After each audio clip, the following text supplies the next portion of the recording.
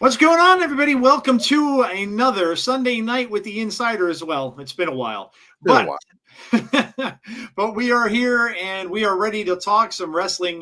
There is, again, just an explosion of stuff happening between the TNA stuff and the WWE stuff and main event stuff. And oh my gosh, it's just crazy. Been a crazy week in the world of professional wrestling. And we are here to chat about it, and we're not even going to waste any time. We're going to dig right in here because we've got a lot to discuss. So hello, everybody. I'm just going to do a bracket and umbrella hello to everybody. And then, normally I'll announce everybody's name, but we're just going to get into it because we just have so much to talk about. Just a few little reminders. One, we'll be back on Tuesday with a Fireflies Forever show. I know we didn't do it last week. Chris wasn't feeling well, a little under the weather and stuff like that. So we'll be back with that on Tuesday. So join us for that. A lot of stuff being talked about there. We're going to have to address a lot of the negativity towards all of that, which is, crazy to me, but okay. And then, of course, we'll be back with TNA, the big follow-up show next week that everybody's going to have to tune in for. Man, that's going to get some attraction from people I don't think that even watch TNA for a long time because of the news from that. We're going to go over tonight. So join us next Thursday, obviously, as well for TNA. So that's what we've got on the agenda.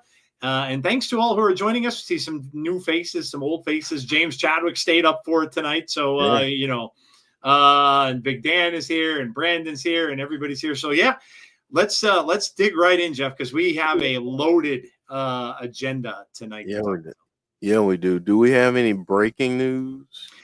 I don't think so, except for, if you want to kind of call the stuff that was post-show after main event, maybe that attracted everybody. That attracted the Not Sam podcast to have an emergency podcast after the show. Yeah. And so, and they were going over a lot of the stuff that happened after the fact and everything. And so, we're going to talk more about main event a little bit later in the show. But the only thing, I literally stopped watching it. I wasn't even tuning into social media or anything like that. So I had no idea any of that stuff happened until about 15, 20 minutes later when I saw everybody sharing it. And so, yeah, I guess I was a little surprised that they didn't have it during the show, but I know when they're on network time constraints, you have time constraints. You can't go over the 10 o'clock hour. If you're going from 8 to 10, you cannot go over that because they have broadcast stuff happening. So, they had obviously planned to do it afterwards. And with the stuff with Cody, they planned on doing that afterwards. But I guess, Jeff, maybe the breaking news is, Randy Orton's been out for God knows how long now since that pile driver that he took from Kevin Owens. Is this a way to give Cody some time off until maybe even the Royal Rumble? We won't see him now. I mean, I think it's possible. Yeah. I think with Cody, and we'll get into this as we talk about Saturday night's main event, but I think I don't think that would necessarily be a bad thing, right? Yeah. Now. Yeah.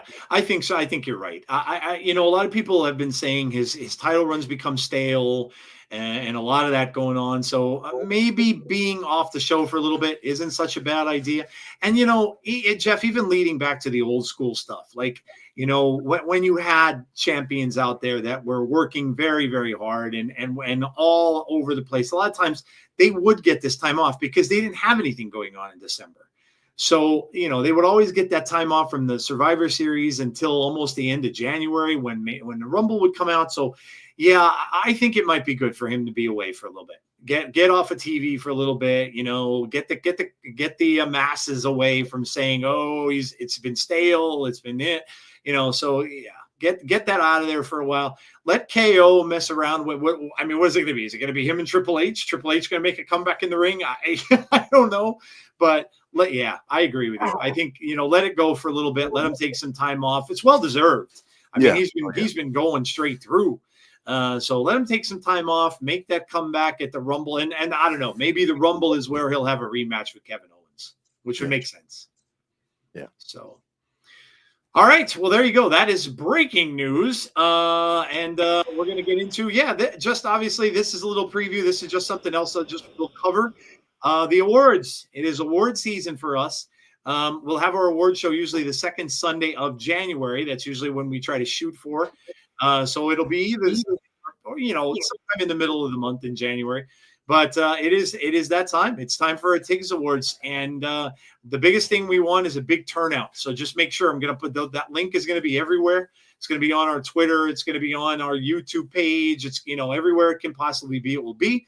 So please make sure you get out and make your voice heard in those votes. Obviously, male superstar of the year, female superstar of the year. Maybe we'll go, a little busted open. Maybe we'll do the biggest talker of the year. I think that's a fun one that we've never done before. That's kind of a cool little award to do. And then, of course, we'll have match of the year and promotion of the year and pay-per-view, all that stuff that we usually do. So, yes, I'm going to work very hard to try to get that out within this week for sure, to get that out there and get you guys enough time where you can vote on the awards and then come and join us, obviously, for the show. Tazzy usually comes out for that one, and we usually have people on. Maybe Chris will join us. We'll see. Yeah. And we'll have all that. So just be on the lookout for this. It'll be out there. Survey Monkey is usually what I use to do it. So it'll be out there for everyone to get in there and vote on the awards. And let's get a big turnout out there for it. So we'd appreciate that. And that's going to be fun. It's always a very fun show. And it's back to our roots, guys. This is where we started, man. That logo that Jeff's got there in the middle, that trophy logo, literally on our very first video that we ever did, which wasn't a video, by the way. So get out there and vote, man. Jeff, it's always nostalgic when the awards time comes around. Yeah, it's a lot of fun. Like you said, we started out that way. That was our first show. March of this year, March 2025 will actually be 5 years. 5 years, which is just wild. Yeah. But so it'll be a lot of fun to do this, and I plan on going all out with graphics and stuff. Okay. All right. So it's a Sunday, Tazzy. It's always going to be a Sunday night that we do it. So we'll make sure we plan it where it's a Sunday where it's not any major stuff obviously going on, no pay-per-views or any of that kind of stuff. So nobody needs to worry about that. It's that's awesome. When Jeff says he's going to go all out in graphics, you can expect him to go all out in graphics and all that kind of stuff. So make sure you join us. It's going to be fun, and it's coming soon. So make sure to join us for that. Definitely. Welcome everybody that came in. Damien Hanzo's here. Hello, Hanzo. Been a while. And of course, Tazzy. And no, we didn't set a date yet because we have to figure out, because I know, Jeff has his weekends with his kids and stuff like that. We just want to make sure it doesn't. But I mean, we're looking at Sunday on the calendar. The 5th is the first one, so maybe the 12th, Jeff. Maybe the 12th. Yeah. 12th or the 19th. I would say. Well, actually, wait. I think the 19th. Now that might be around my mom's birthday. I think we're having some kind of party for her. So the 12th would probably be a good one if you could swing that. So we're probably looking at maybe the 12th, Tazzy. So, all right. So there you go. That is the TIGS Awards, and I can't believe the year is come and gone already, Jeff. Man, the year it is just flown by. Yeah, it has. All right. Well, we haven't had a chance to talk about this next topic. It happened. We hadn't had a chance to talk about it, but man, is the New Day done, Joe? Kofi and Woods seem to turn their back on E. So yeah, man, what happened with this? Yeah, I mean, it was a shocker when it happened. I thought for sure that maybe one of them would turn on, would turn on Big E. I thought maybe Xavier would be the one to do it. I didn't see Kofi. The Kofi thing shocked me because Kofi seemed like he was going in a different direction. So I thought Kofi might join up with Big E and the two of them would kind of go against Xavier. I did not see this. But yeah, I mean, obviously they have turned their back on Big E. They are basically, Jeff, full-blown heels at this point now. And what's going to happen with Big E, people still don't know. And I like that. They're keeping it quiet as to whether or not he's even cleared.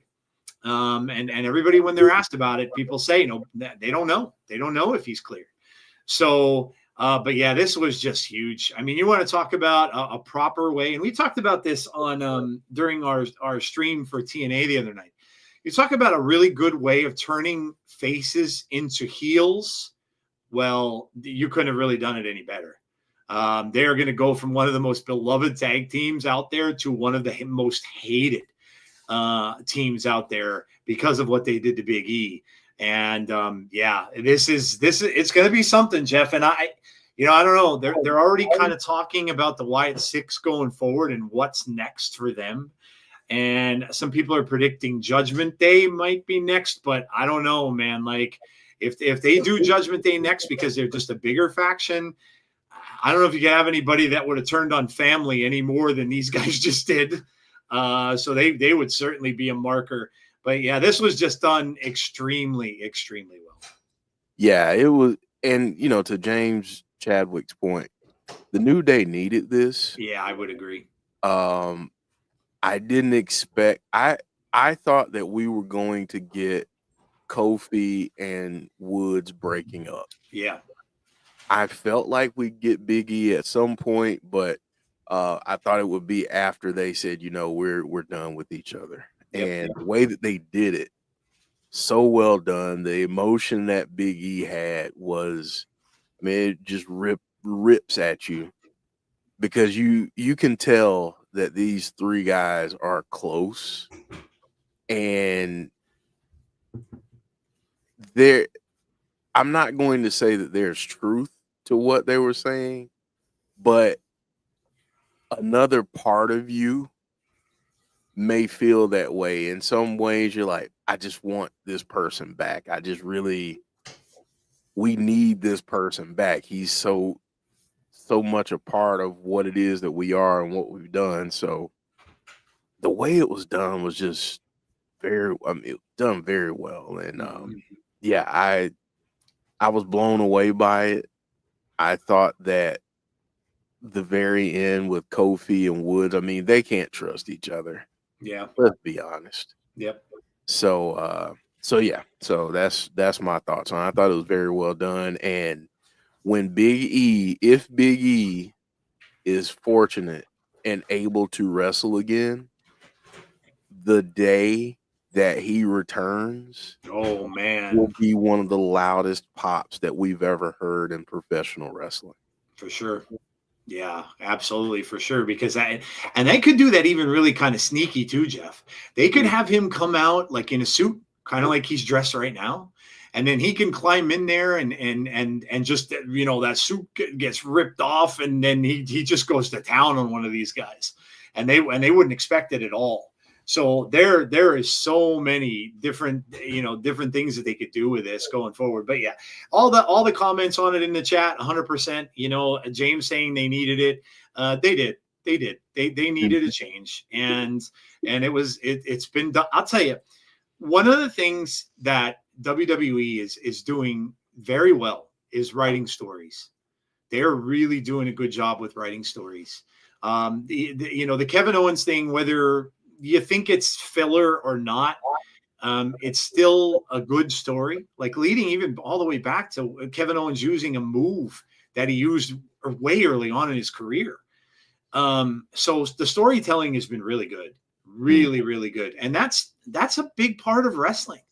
To me anyway. Like you can watch wrestling for wrestling. You can be a New Japan fan and just really love wrestling.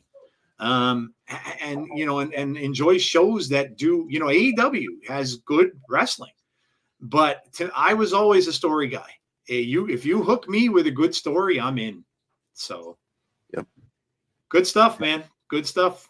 All right. Well, speaking of good stuff, Joe, we got this video package from Roman Reigns and Paul Heyman, and Roman has laid down the gauntlet for Solo, and it's gonna be on Netflix. Yeah, on Raw on January 6th, which January 6th is a really good day. Just gonna throw that out there, but yeah, it's gonna be good. It's gonna be really good. All I thought of when I saw this, Jeff, was, oh boy, The Rock's gonna show up on Netflix on Monday. Hey. That's all I thought from this, Jeff. And I'm telling you, if Roman sitting there trusting that man behind him like he did before, oh boy, I don't know what they're gonna pull here, but The Rock, I think, is definitely coming back on Netflix, and yeah, you think that this is gonna go the way you think it's gonna go, but I don't know. I think this could be what we've been waiting for in the big reveal. Like, who's behind all of this? Mm-hmm. Who is really behind Solo and the new bloodline? And and listen, it could be a double swerve. You could have The Rock come out thinking that, oh no, The Rock's behind it, and then you find out that maybe not, and maybe it's that guy behind him right there that might be behind. So I don't know. All I'm saying is, man, Netflix is gonna that Netflix show is gonna be off the charts. That's going to be absolutely off the charts. If you're a wrestling fan, WWE fan, whatever it is, you can't miss that. That is just going to be amazing. And Jeff, what I got from this is, and look, the stuff with Drew McIntyre right now that he's doing, he's probably right. What I found out from this promo is Roman hasn't changed. Roman hasn't changed. He's no different than he was. He wants his power back. He wants his power back. And so that tells me that everybody who's bought in, like Sammy and even the Usos to an extent, they better watch their backs too, because he wants his power back and he's going to do anything he takes to get it. And so Roman, to me, while everybody's cheering him on and stuff like that, they better be prepared, because Roman hasn't changed. So, well, yeah, that's what I took from it. Yeah, I mean, he wants the Ulafala back, and that represents a lot to him in terms of power, in terms of the respect, in terms of the symbolic nature of his father. Coming down and handing that to him, the Wild Samoans doing that a few years back. So it means a lot to him. And we've jokingly said this on this show before. The Ulafala may be as important as a title in WWE at this point. And of course, you think about Netflix, you think about making a splash. I can see him showing up on Netflix. I Yeah, can see John Cena showing up that first night. oh yeah, I they're gonna think pull out every stop yeah, they have. yeah, Every stop they have. Yep. I think that's going to be a lot. I mean, it's going to be packed of just stuff that they do Yep. that night. Yeah, I don't think Roman has changed very much. I think he has his sights set on power. Mm-hmm. And maybe when The Rock comes back, if The Rock comes back, maybe he gets a little bit of a comeuppance. So Yep. Yep. Absolutely. yeah. I saw Conrad talking about Conrad with a big win today for his team. Dude, I'll tell you, I have no stake. I have no stake in the game, but I would love to see that as a Super Bowl. Super Bowl, yeah. Holy, Yeah. I would love to see Buffalo, Detroit in the Super Bowl. That would be amazing. Two teams that have never won one. Two teams that have never won one. What a game that was today. So yeah, congrats, man. Congrats, Conrad. That was a big win. Big win. So, but yeah, Netflix is going to be off the charts. That's literally going to be one of the biggest streams that they do. Like and probably one of their biggest graded shows I think that they're ever going to have. And like you said, surprises galore, different people going to be there. And yeah, it's going to be amazing. Going to be amazing. Yep. All right. So we talked about it a little bit before, Joe, but we'll just do a quick little recap of Saturday night's main event. We'll just go through some of the results real quick. Drew McIntyre beating Sammy. I thought that was a good match, honestly. Excellent match. Yeah. And I love Drew McIntyre. I love what he's doing. Love what he's doing. He has become probably from one of the not so great talkers in the business to now almost one of the best. To come on Busted Open and cut a promo like he did, dude. Like, and he's making no bones about what he's doing. He's taking everyone down. He's taking that bloodline down single-handedly. He doesn't care who stands in his way. He's taking them out. And so, like last night was the start of it. He took out Sammy. Jimmy's already on the shelf. So yeah, he's going to go through Jey Uso. I'm sure he was probably and I don't think they admitted that he took him out backstage at least yet. Not yet. But he's going to be the one that did it. So he's going to go through every one of them. And until he gets to Roman, this is his revenge tour, guys. And I think maybe a lot of people forgot how badly they embarrassed him in front of his hometown crowd. When he could have won, when he, how much that probably stung to him for having that happen. So this is tremendous. I love, again, another fantastic storyline that you can't take your eyes off of because this is absolutely amazing. Absolutely amazing. Dan's comparing him to the Punisher. Yeah. It's a good comparison. He wants blood, man. And he's going to do anything he can to get it. I love it, man. I love seeing Drew do this and Drew, he admitted the attack, Jay? I didn't know. I didn't see that or hear it. So, but I love it. I absolutely love it, Jeff. Yeah. And going back to what he did on Busted Open, the beauty and brilliance of that. Oh man. Is that he blurred the line so very well. Yeah, he did. Between reality and character work. Mm-hmm. So, yep. Yeah. It was really good. Yep. Yeah. All right. And then we got Liv Morgan retaining.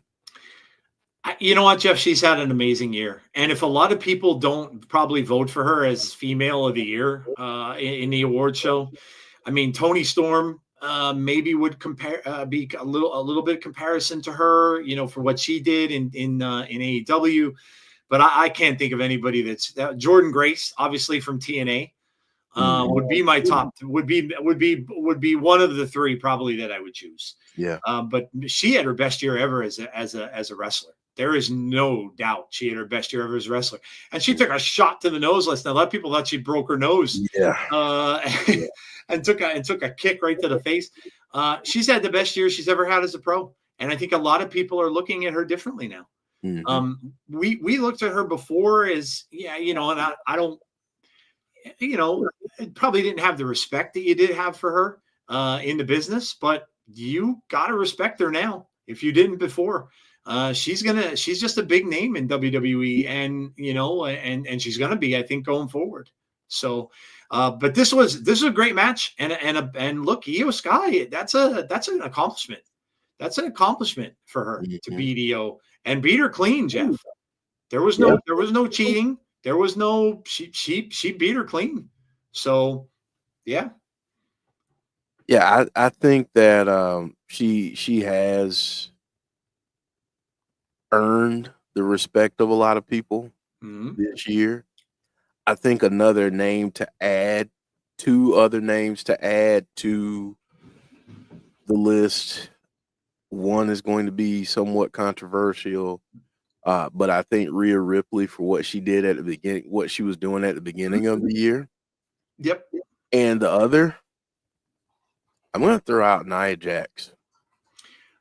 That's not a bad call either. Yeah, she's had her best year too. I think she's had her best year. I mean, you can say whatever you want to say about her wrestling. And, you can bring up the chair shots at Survivor. I get it, but what she's done this year has been pretty darn remarkable, I think. So you could probably narrow it down, even Jeff, to say that this could have been one of the best years for women's wrestling overall.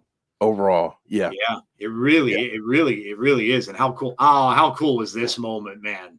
Yeah. This for me might have been the highlight of the night. Yeah. And just to throw this out there too, Mia Yim, whatever you want to call her, absolutely deserved to be in the match too. The ending to the match and that counter that Chelsea hit was pretty dang remarkable too. And how she ended it, just kudos to her. I love Chelsea, have for years, and I'm really happy for her. Yeah, man, I saw all the responses from the TNA knockouts that were talking to her, and so happy for her. Yeah, I'm glad she finally got, like, there's people in there, and hopefully Jeff Mishin will get her time too. There's some women on that roster, Mishin, obviously Chelsea, that have been just tremendous. We saw her in TNA and what she could do there. And there are some that have been so good. Naomi is another name that I think all these women all deserve to have some gold. I'm glad they came out with this new championship. And it was so great. I saw Matt Cardona's response, obviously, and everything like that. And it was good. This almost like blew up the internet more than the rest of the show did. And it was great. She did 100% well deserved. Chelsea is an amazing wrestler, and look, she earned her stripes. That whole dumpster diving match that she went through, and all that crap that she was going through for so long. She earned her stripes, and she earned the title. Very, very well deserved. Glad to see it. Glad they pulled the trigger. And now she goes down in history. She's the first ever champion with that title. So that's, absolutely amazing. Loved it. Awesome. Very, very cool part of the night. Dominance, man. Yeah, just, I mean, takes out Priest and Balor and really didn't bat an eye. And sure, they were all going at it at times, and all of them each had their moments and stuff like that. But good Lord, like, you're building this guy up, and we were just talking about him a couple of months ago when he lost to Cody as being, well, that probably maybe not should have happened, like they probably shouldn't have maybe done that the way that they did, but it doesn't matter. It doesn't matter. And now you ask yourself, who's going to beat this dude, man? Who is out there that they're going to build up to beat this dude after everybody that he's gone through on that roster? Who do you have? Who's next? Like, who is going to be the guy to do it? I don't know, Jeff, but and people may say he's, I've seen comments saying that he's boring. I've seen comments saying that he's too methodical. But you know what? It doesn't matter. He just wins. I disagree. I think I think Gunther is a throwback. Oh, he's definitely, no doubt. No doubt. I think that's why a lot of people, especially today, are like, "Oh, he's boring," because he doesn't do what everybody else does today, Yep. which is fine. He doesn't Yep. need to. If you're as good as he is and you're as dominant, and the stuff that he does on the mic, I get it. Like, some people are like, he's monotone. He's this. When you're a bad guy, when you're a true heel, that's a snobbish heel, that's kind of carries himself like he's better than everyone else and talks down to people. You don't have to have a Jake the Snake promo delivery. Now, that's not for everybody. Let this dude do what he's doing. He's doing well, and I think someone brought this up in the chat earlier, but I think the person that will beat him is going to do so by cashing a favor in that he earned. So Yeah. Yeah, that would make the most sense to me. Like, I think a lot of people are thinking the CM Punk favor might be against Cody. I don't see that. I don't see that happening. I would agree with you. I think that that's probably where the favor is gonna come in, and it's gonna be him. And for those of you who are remembering the Goldberg stuff, I've seen that out there too. I hate to be the one to surprise you with this, but I think that at this particular time, Goldberg, I think, has maybe got a little less egomaniacal, and I think he's going to learn his lesson a little bit. And I think he may put I think he may put Gunther over. If they have that match, he's not winning the title. So I think he's going to put Gunther over. He might see something in Gunther that he likes, and I think that I think he's going to put Gunther over if that ends up happening. So, that's not been confirmed at all in any way, but if it does happen, he's definitely not going to beat him. So, right. And then we got Cody retaining, which I know a lot of people are really on KO's side right now, and it just goes to show how good KO really is. And again, it goes to sometimes people are, I don't want to say victims of an era, but if you really think about it, and yeah, that Winged Eagle belt, that title, that it looks really good. Yeah, it's always amazing. has. But I think with people like Kevin Owens, Sami Zayn, if they exist in any other era, are they the top person in the company? And right now, you just so happen to be in this Renaissance era. You've got Roman doing what he's doing. You got Cody doing what he's doing.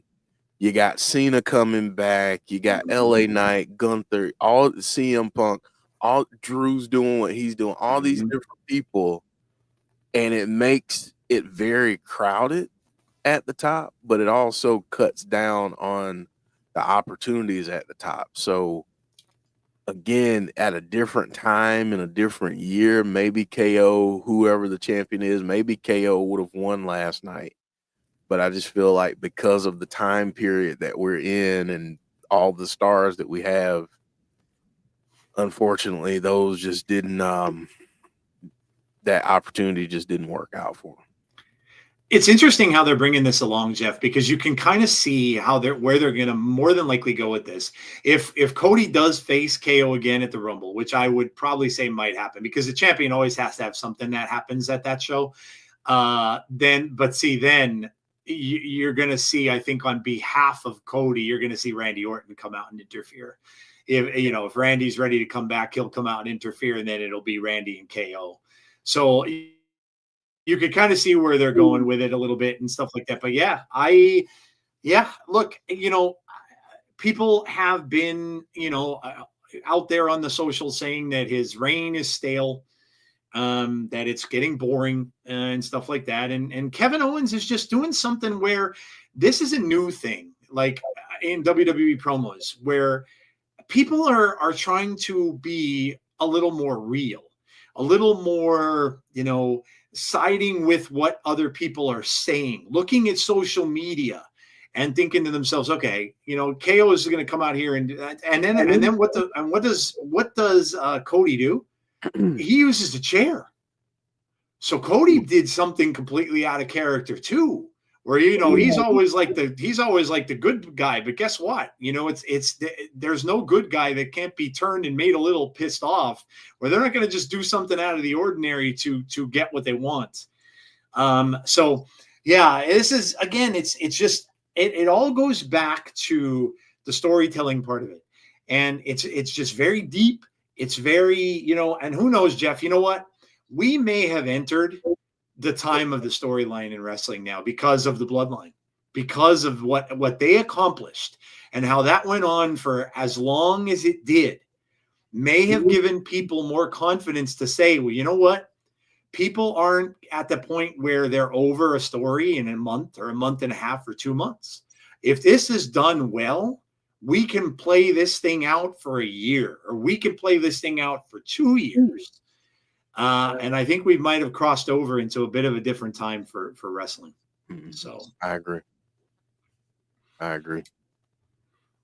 Well, speaking of good matches and a good evening, that's our recap of Saturday night's main event. Let's talk a little bit about TNA's Final Resolution. And Joe, finally, your guy got the win, got a big win, and he's going to be challenging for the TNA World title at Genesis. Yes, he is. Joe Hendry finally gets his opportunity at Genesis. And I got to admit, I mean, I was a little on edge, man. That match just I didn't know if that was going to go his way. And Frankie was down there, and I'm like, oh boy, the deck was stacked. So we're finally going to see it. Although, I told Jeff at the end of this pay-per-view that I'm still going to be nervous, man, because number one, you got Bradshaw and his agenda. Number two, you have Frankie and his that can go and cash in and take that belt away from him the minute he wins it. And you don't think he's going to want to do that? So I don't know, man. Like, somebody's going to have to be watching Joe's back a little bit, I think, in this match. And I don't know that he's made a lot of friends along the way. So Genesis is going to be an interesting show. But listen, it's about damn time. And like I said, we keep saying, if not now, when? When are you going to put the title on this guy, when he's going to keep it for a while? Jeff had a theory that he talked about where maybe Frankie takes it off him, and then maybe he takes it right back off of Frankie at one of the bigger pay-per-views next year. So yeah, there's just so much going on. The pay-per-view was really, really fun. A lot of great matches in that pay-per-view, a lot of cool things that we saw. Yeah, man. How about this? The coming out party for AJ Francis. Yeah. And that's exactly what it was. We saw Nick Nemeth do what he does and put someone over to the point of where now you must respect him. You must respect him. And AJ Francis looked, this was the best I've ever seen AJ Francis look in a match. And it's no surprise that he was in there with one of the best to do that. So yeah, he's definitely earned some respect, Conrad, no doubt. Yep. Definitely earned some respect after this match, no doubt about it. There were many times when I thought he was winning the match. Many times I thought he might win this match. So yeah, it was a great show. It really, really was a great show. And for a show that had no business being maybe as good as it was, it was just very, very good show. Very entertaining. Almost, everybody we had in the chat that watched along with us, we're giving it 9s, 8.75s, 9s, 9.5s at the end of the show. So it was just a really, really great show with a lot of really cool things that went on. Yeah. Who is 23? We don't know. We don't know. That's out there too. Like, nobody knows who this is going to be. So many guesses, people, saying Baron Corbin, people saying, some other superstars from TNA that may be returning that we haven't seen in a while. Yeah. So we don't know, but there's a lot of good things, Jeff, happening in TNA. And I know I was a little upset that they didn't do the annual funny pay-per-view where they did their alternate personas and all that kind of stuff. But I will say they set up next year very, very well with this show. Yeah. And so can we get to the we're getting there, James. Well, let's go ahead and go there. So I think that that particular return from Tessa Blanchard probably got the most attention from Friday. Yeah. So obviously, if you have not heard yet, Tessa Blanchard did return to TNA at Final Resolution. The rumors were flying all day about her returning at some point. I don't think any of us anticipated that it would be that night, but it happened. Yep.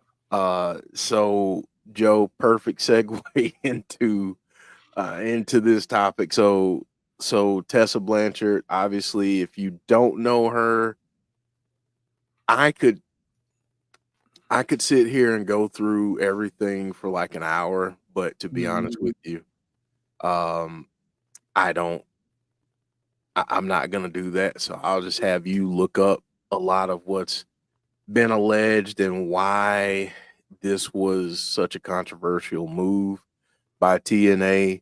But essentially, right around the start of the pandemic, there were a lot of wrestlers that came out and talked about Tessa after an incident where she one of the things that she did was she called a wrestler the N-word. And at the time she did not apologize. There were a lot of things going wrong, for her and Impact at the time. She no-showed some shows at one point for Impact. But the biggest thing that came out about this is obviously the racial things that happen, referring to someone as the N-word is reprehensible. But then you started seeing other wrestlers like Chelsea Green, Allison Kay, others that had worked with her in the past, talking about how much of a bully she was. And she never really owned up to it, never really took ownership and accountability, like Conrad said. So there were a lot of people that were not looking forward to her returning. And at some point she was going to, because maybe not to TNA, but maybe somewhere else, because she is very talented. And and we see this, Joe, with other sports. I know, we're both fans of the NFL. We've seen some NFL players do some stuff in the past and they end up back on the field. And this is very akin to a situation like that for me. Personally, I will tell you that if TNA were my company, if I ran Anthem, I would have not re-signed. I wouldn't have re-signed Tessa Blanchard. I just wouldn't have. It would have been someone else's decision to make. It would have been another company that took a chance on her. It would not have been me. I am all for people getting second and third chances, but I also believe that when you do things like bullying people and it's a pattern, I think when you refer to people as racial slurs and I'm not seeing, or you haven't shown the work that you've done to show why people should give you a second chance, it's really hard for me to get on board with that. So that's my 2 cents on it, Joe. I know you said you weren't as familiar with some of the things, but just wanted to get your take on what all the buzz out there about it. Yeah, look, it's The biggest thing, is and no, I didn't expect it to be on the pay-per-view. We had heard about it. We talked about it prior to the show. I didn't think it would be that show that they did it. I thought they'd give me, if I see, there's a couple of things that if I were running a wrestling company, I'd let that percolate a little bit before I made a debut. I would have sat on this for a while. I wouldn't have done this on this pay-per-view. I would have sat on it for a bit. Because there's a few reasons for that. One, you could have given her the opportunity to maybe say something prior. And maybe she does come out and say something. Maybe she does express some remorse, which seems to be the thing that a lot of people are hoping to hear. But there's a whole bunch of backstage rumors about how this happened. I don't know what's true and what's not. So I'm not going to say that any of it is. Supposedly it was an exec for Anthem and not the guy that's in charge now, the person they just hired that we talked about the other day. It was an exec in Anthem that did it. And that the part that I don't get. Okay. I understand maybe the panic. Maybe they panicked thinking that we're losing Jordan. Jordan's our biggest female athlete that we have right now. We're losing her. She's gone. And maybe panic set in and they thought, I don't know, maybe they just thought controversy be damned. It's going to create buzz around the product. People think that way, unfortunately, in the social media era. I know plenty of them that use negativity to breed popularity. I hate it. I absolutely hate it. And I'm 100% against it. But it happens. And then there's rumors that Jordan isn't happy at all with it. And there's rumors that the locker, see that kind of stuff. That's if that's true, they are really, really stupid. Really, really stupid. Because then you're not only going to have the exodus of Jordan Grace and Josh Alexander and Speedball Mike Bailey, who we all know are leaving. You're going to have an exodus of more people eventually. And that's just really, really dumb and really, really bad for your wrestling company. So I'm not doubting that she is an amazing athlete. Not at all. I'm not. I know she is, and I know who who she's the daughter of. So, but with anything like this, and with all of this stuff that we hear, with anything like this, people will forgive, but you have to be remorseful. You have to come out and say something, not just ignore it and hope it goes away. You have to come out and say something. And okay, somebody's saying she reconciled with her. Okay, but maybe you still need to, you're a public figure, whether you like it or not, you're in the public eye. And so maybe reconciling with her is fantastic. And I'm glad she did that, but she also probably needs to come out and say something in public. It's who you are. And so do I like it? No, no, I don't. Now I'm kind of very sad that Jordan had to leave. And that someone thought that they had to pull an alarm button and do this maybe. And the other thing, Jeff, that I fear now is not only the wrestlers not liking this and possibly leaving, but what about WWE? What about that partnership? Are they going to like this? And if not, you're sacrificing that whole thing that could have hell, Jeff. We just talked about this. We just talked about this during the pay-per-view and on our show, that could be something to propel them into the future, where they could go into different size arenas and things like that. Both of them could have. And if they look at this and like, we don't want that kind of smoke, we don't want that, then boy, oh boy, Jeff, is it a bad decision. And for a time when TNA is starting to really, really look up and really, really, is climbing, boy, things can change really quick. Things can turn on a dime. Yeah. I So, mean, I know some people like to say, all press is good press.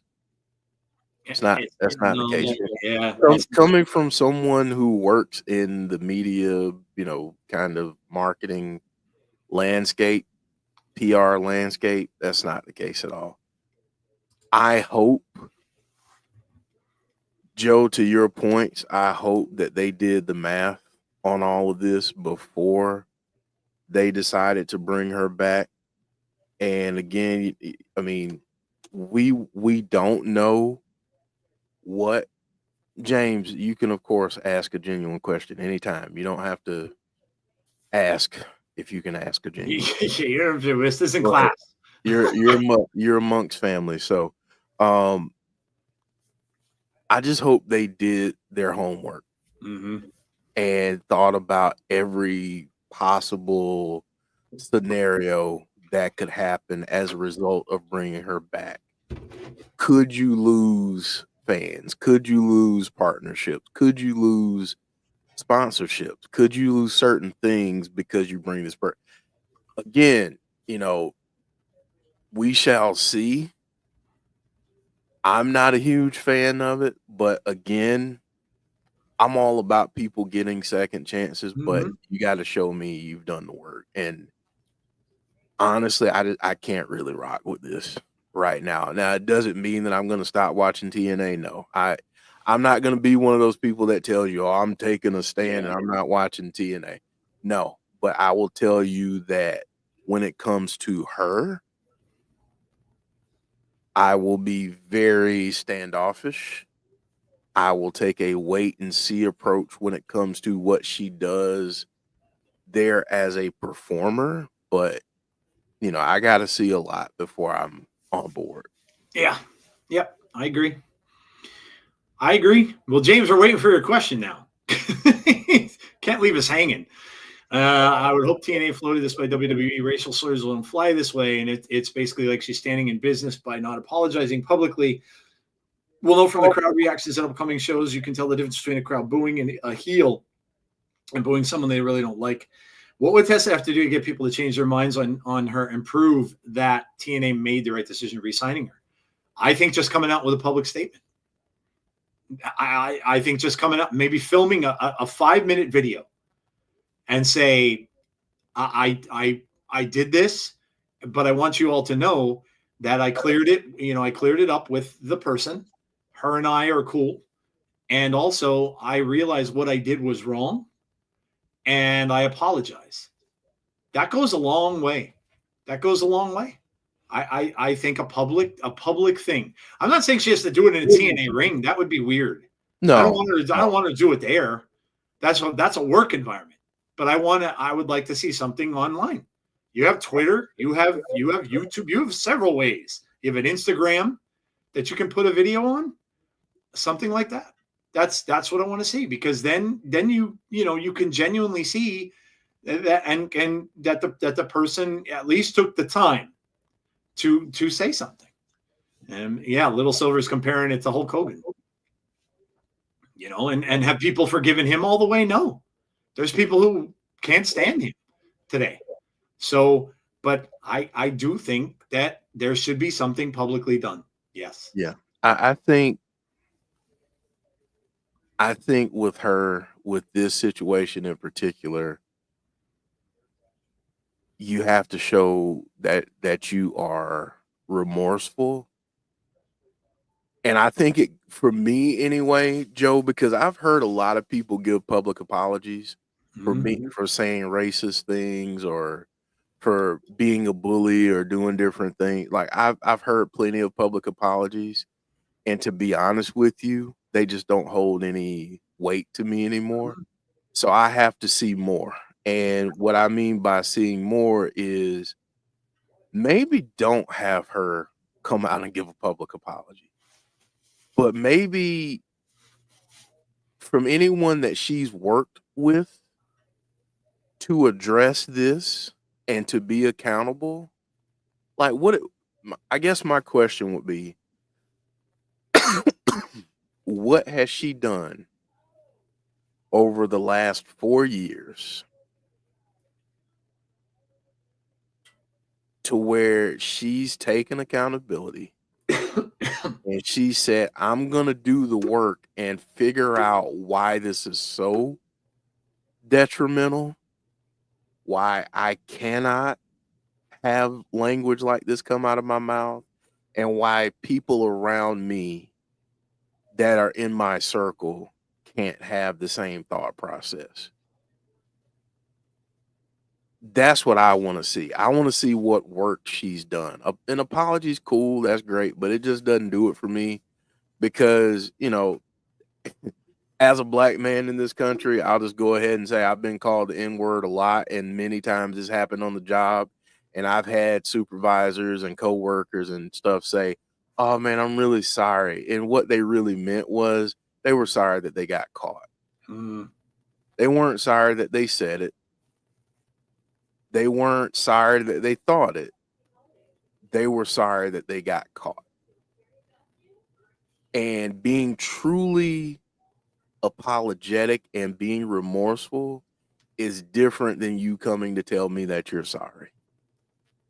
It's what have you done to learn why what you did was so jacked up? Why did somebody have to twist your arm to apologize? That's what I want to hear.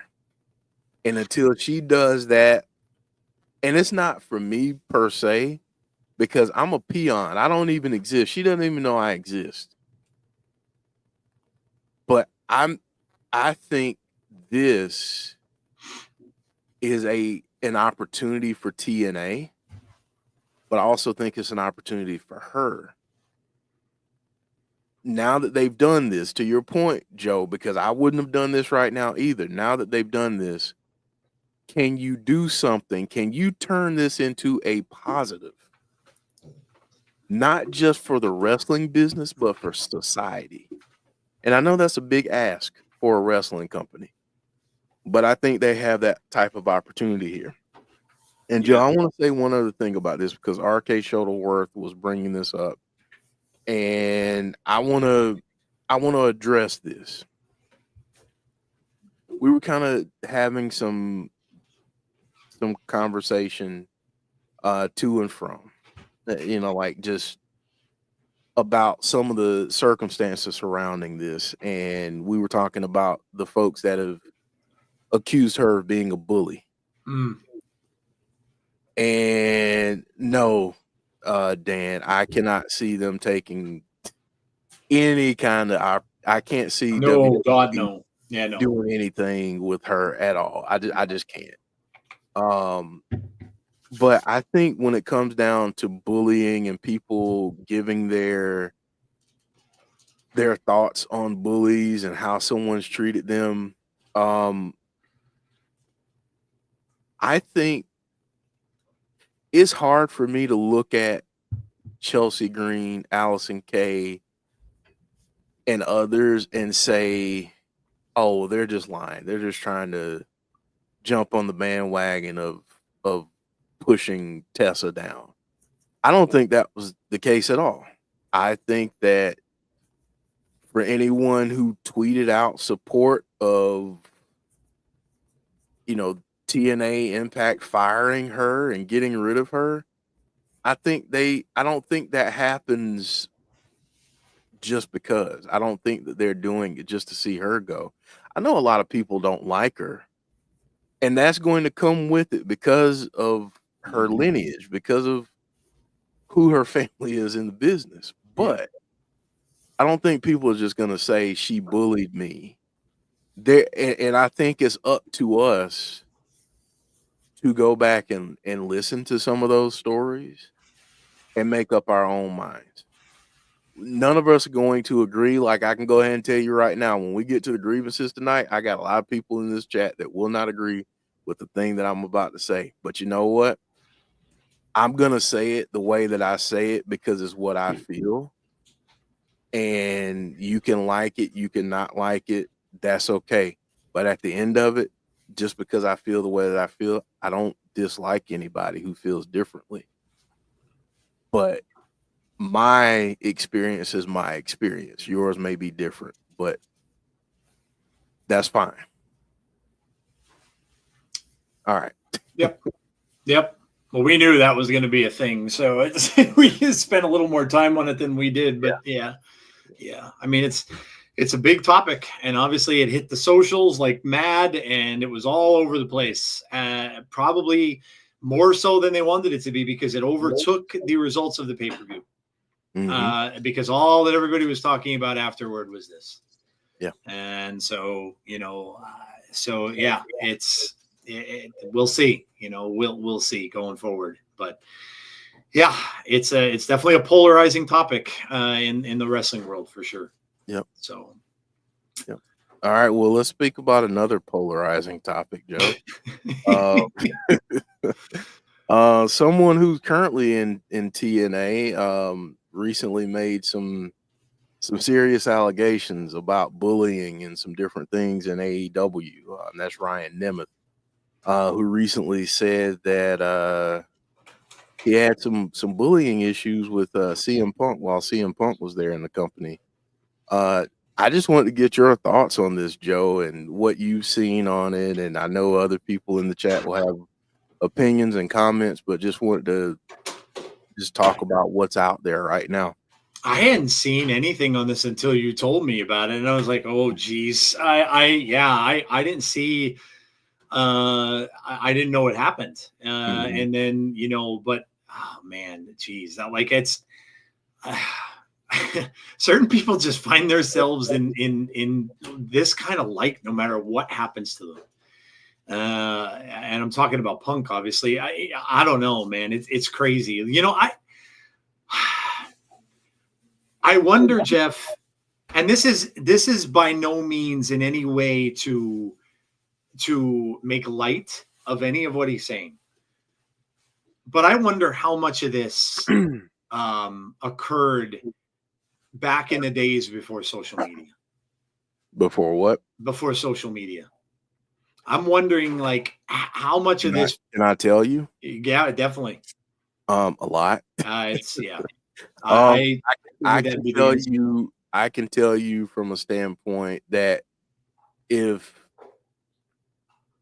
depending on the day and depending on who saw it, you could look at some of the training sessions that I had, that we had, and some of the things that happened during and before and after, and you'd be like, holy crap, like they really make them go through that and do that, and some of the treatment in the locker room, it happens. And if you've played any kind of sport, if you've been on any kind of team, if you've been a professional wrestler, or if you worked a corporate job, you know that bullying, people not getting along, those kinds of things, it happens. Period. Yeah. I mean, I can't, obviously Jeff is going to know much more about this than I do. He's been there. So, and yeah, I think, Jeff, to your point, I've heard a little bit of it from Shane too, because, Shane's in that Shane that was on our show back in the day, who is also wrestled for some indies and stuff like that, but he's, he's seen it as well. Yeah, look, I don't know, stuff tends to, it comes out at the weirdest times sometimes.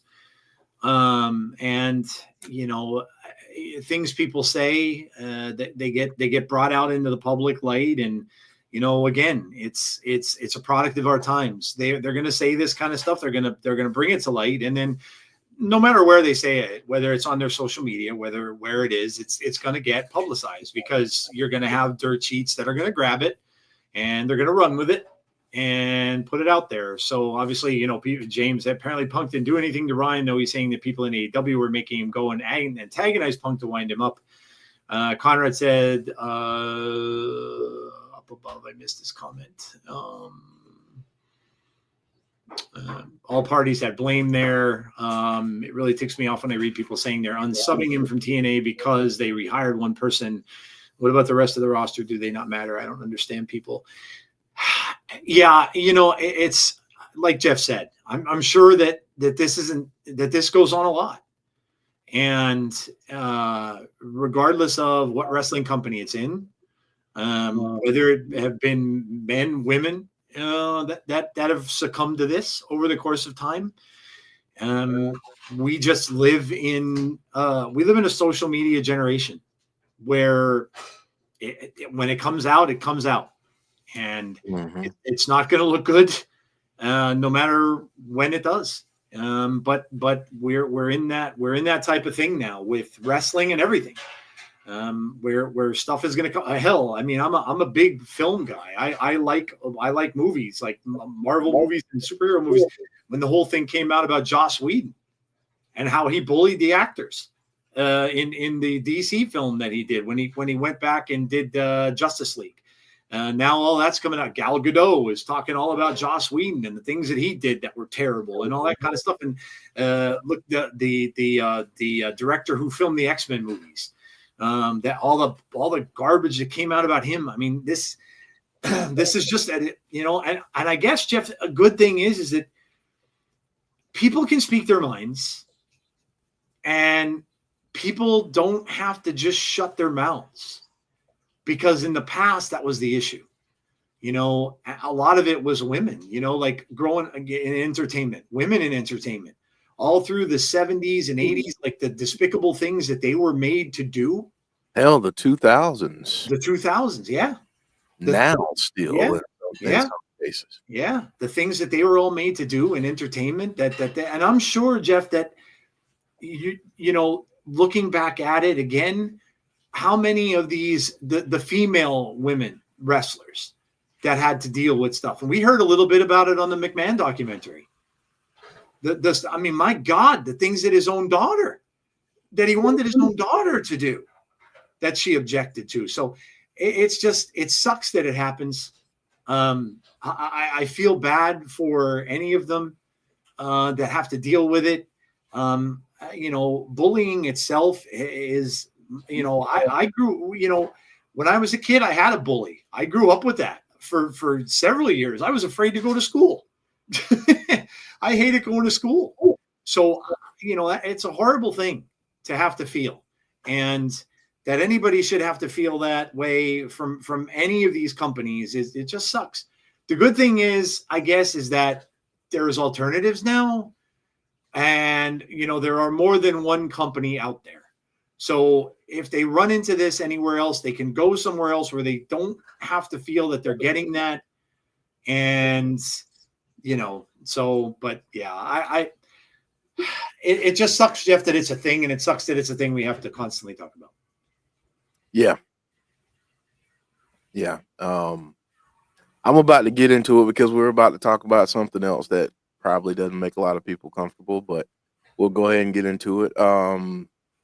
Ricky Starks, Ray Phoenix. So apparently, a couple weeks ago, Ricky Starks showed up on GCW and then was pulled. I know some people are saying it was because of a miscommunication or whatever.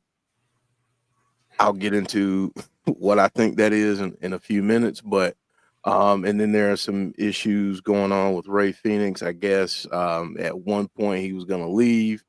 Then there's some time added back to the contract. I try not to get into all of this, but I just think that it's important for a larger discussion, Joe. Well, Ricky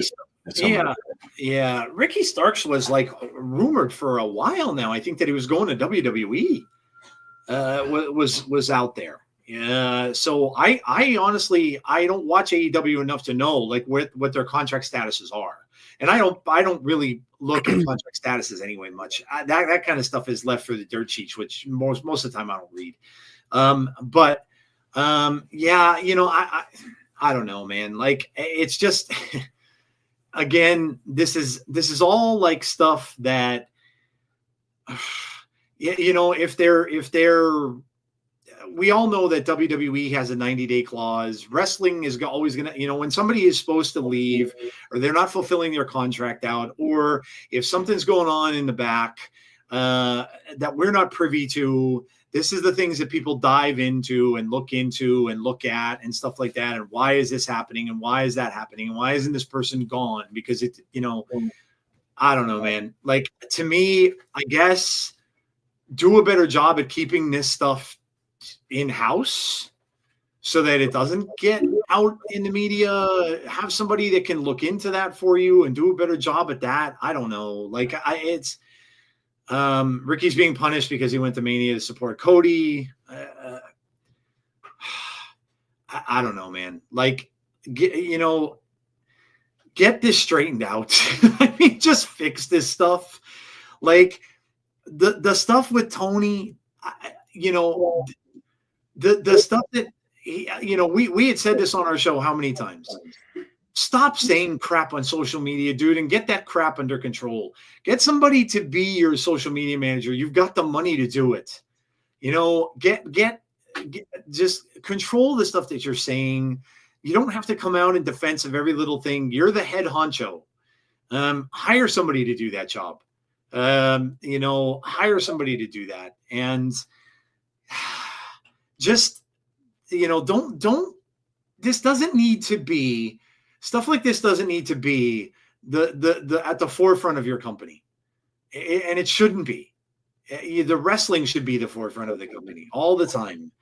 And this is, and I'm not just saying this about AEW. This is the reason why I'm glad, Jeff, that we're out of the Vince era. I'm glad Vince is gone. 100% I'm glad he's gone. And you can tell the difference. Things are different there. You can see it. The locker room is different. The people are different. And why do you think that is? Because he's gone. So, I know Tony's never going to stand down from his own company. He enjoys it too much. But I don't know. I and I know there's a lot of garbage journalism out there. You make it. You're talking about Vince Russo. Good Lord. I know there's a lot of that will take anything and run with it. But when it starts coming from the wrestlers from them themselves, and it's just a bad look. And you just gotta nip that stuff. You gotta, I don't know. You get a PR person. I don't know how else to put it, Jeff. You hate this for wrestling as a whole. You hate it when it came from, like I said, with the whole Vince scandal and the Vince stuff, and the Netflix stuff with the Vince show was hard to watch. It was hard to watch. And then with all this stuff now with Tony and with the AEW stuff and the stuff that he says on social media and the stuff that he blurts out, and it's uncomfortable, and it has to be uncomfortable for fans as well. More so of a fan than I am. I can't sit here and speak to it because I don't watch AEW every week. But it has to be uncomfortable for them too. And so I don't know. I don't really know what else to say, Jeff. I can't sit here from a standpoint of where I watch the show every single week. So I'm not going to pretend I can, but I just don't. I don't want to see this stuff in wrestling, Jeff. I just don't. Right. I always share that I don't watch it live. I don't watch it live, but I do watch it every week. Most of the time I catch it when I can't sleep. And I have a lot to say, so I'm not going to say it about this particular topic. So I do have a grievance regarding all of this. And, I've kind of reached my wits end, to be honest, with some of the stuff surrounding AEW. If I'm being just completely brutally honest, I'm kind of sick of some of the stuff that I see. So I'm gonna mention it in my grievance. So okay, fair enough. Right. There you go. We ready to get to the grievances? Yeah, you know what? Let's just segue right in. All right, so here we go. The airing of grievances. I got a lot of problems with you people. Now, you're going to hear about. Jeff, the floor is yours, sir. All right. So I'm just gonna say, I'm just gonna get the uncomfortable part out loud first. I'm just gonna get it out in the open. I am really getting tired of all of the excuses, of all of the convenient explanations, for the lack of accountability, when it comes to Tony Khan. Um, there's always something about them and why Tony isn't at fault or to blame, or um, why things are happening the way that they are in AEW. Tony, when AEW came out, there were a lot of promises made, and a lot of those promises were kept, but some were not. And I feel like part of the reason why a lot of people have turned away from AEW is because there's no being critical. There's no constructive criticism. There's nothing that you can say and with some people, um, where you don't get called a hater. I shouldn't have to qualify every time I say something about AEW. Well, I watch it every week. But I really like this. I really like that about it. I shouldn't have to qualify that. I feel like there are so many people who, and I'll tell you, I want AEW to succeed. I've wanted them to succeed. It's better for wrestling. It's better for wrestling fans. It's better for the wrestlers themselves. However, RK Shuttleworth just said something that I have to address. He's not a confrontational guy. That's fine. He doesn't have to be. You don't have to be a confrontational person to be a leader.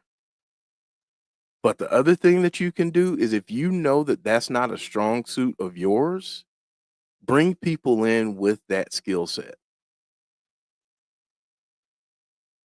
I don't accept that he can't create an environment that's conducive to professionalism. I don't accept that. He's got plenty of money.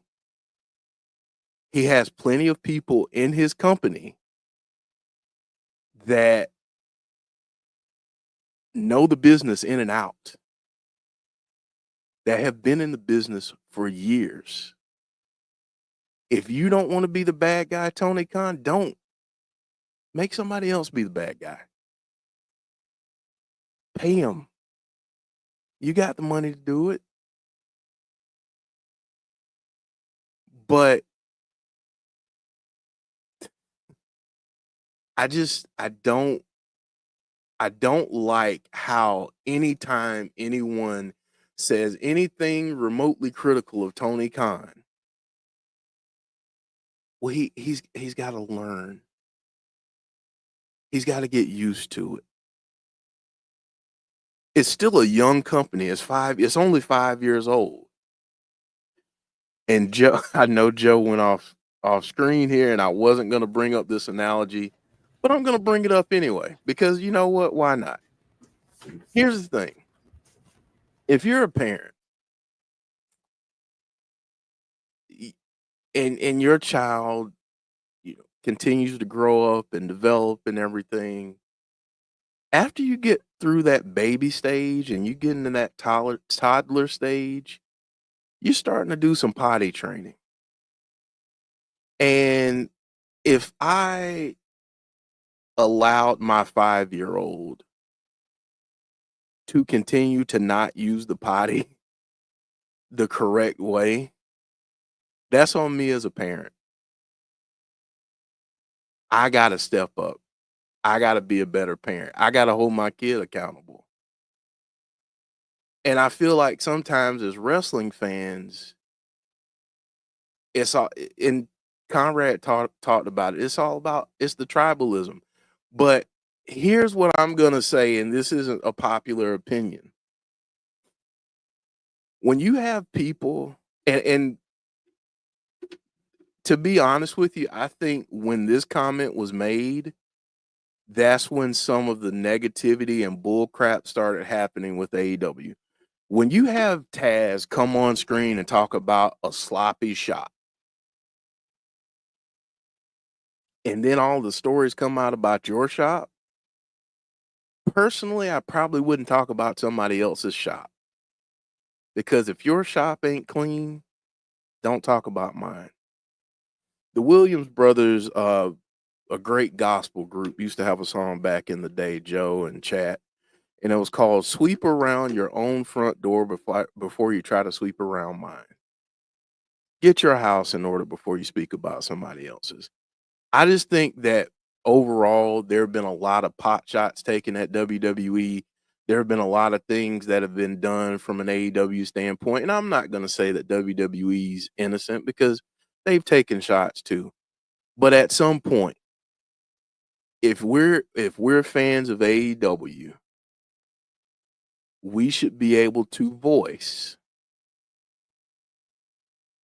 our constructive feedback. That's not a license to go out and be a dick on social media. But if you can't even say, man, I wish the company that I really enjoy would do this differently. If you can't say that without being called a hater, if Mark Henry, who worked there, left WWE for AEW, worked there and had something critical to say recently about them, and because he said something critical, oh, he was probably working for Vince the whole time. He was probably the one feeding them information the whole time. Give me a flipping break. Some of the media, some of the journalists that you've spoken about, Joe, there have been some people that have been very critical and have made a career and have had a career resurgence off of being critical of AEW. But there have also been some people who've had a career resurgence and a career opening up out of their protection of AEW. And I'm not going to get into a whole bunch of stuff as to how I know what I know, but I'll just say it like this. There are some journalists out there, and you know exactly who I'm talking to, and I hope you're listening, and I hope somebody sends you this clip. There are some people out there who would deny access to certain people at WWE, and because they can get all the access they want with AEW, they're going to write anything glowing that they can and anything disparaging about WWE. I'm not going to say any names. I'm just going to say, look at social media. Marty, get inside. So, that's all I have to say. All I'm going to say is Tony Khan is a big boy. He's a grown ass man. And he hasn't run his company in a way, I feel, that has been conducive to being run in a professional manner. And at some point, some people have to be able to say something about the company, because here's the problem that AEW is running into, and then I'm going to shut up, Joe. The problem is, and I don't look at the ratings. We don't cover ratings on here because we just don't care. If we covered ratings and we cared about ratings, then we probably wouldn't watch and do a watch along for TNA, because people for years have been, oh, nobody watches TNA. So we don't care about it. But when I see a show that loses an average of 150,000 people per episode from what you start with in terms of viewership, and then goes to what you end up with at the end of the show, when you're consistently losing that many people, something's not connecting with them. It's not the talent, because you got a wealth of talent and you've got some great people on your roster. What's the problem? People need to start looking in the mirror. People need to hold Tony Khan accountable. And they need to be honest. Every company has faults. And I'm sorry if me bringing up what I've brought up in the grievance has offended you in any way, but it's what I feel as a fan of the company who watches the company. And I'll go ahead and tell you, I don't watch Rampage. I don't watch Collision a whole lot, but I watch Dynamite weekly. And it's just not balanced for me. So all I'm going to say is hold the man accountable. It's okay if people are trying to. Not everybody's your enemy. Not everything's tribal. And we don't have to do the whole I'm with AEW, I'm with this, I'm with that. I don't give a crap. It's wrestling. It's fun. It's supposed to be entertainment. So, yeah. I'm gonna shut up, Joe. But that's my dream. I could quite literally talk about this for another 2 hours because I'm that passionate about it. I'm that frustrated because there's so much potential there. There's so many things that I see that could be a lot better. And that's where I come from as a fan. When I look at Tony Khan and he's doing what Tony Khan does, that's fine. I love the fact that he's passionate about AEW. I love it. Love that. But if you're not, if you know that your strong points aren't conducive to certain parts of your business, either bring in people that have that skill set or learn how to do it yourself. But as for the fans who think that everything that he does should be and needs to be defended, it doesn't. And if I'm being real honest, and our question of the week kind of ties into all of this perfectly, some of that blindly following and blindly accepting everything that AEW and Tony Khan does runs people off. And you can say, well, we don't want them as fans. Let me tell you this. I don't care about ratings, but I want AEW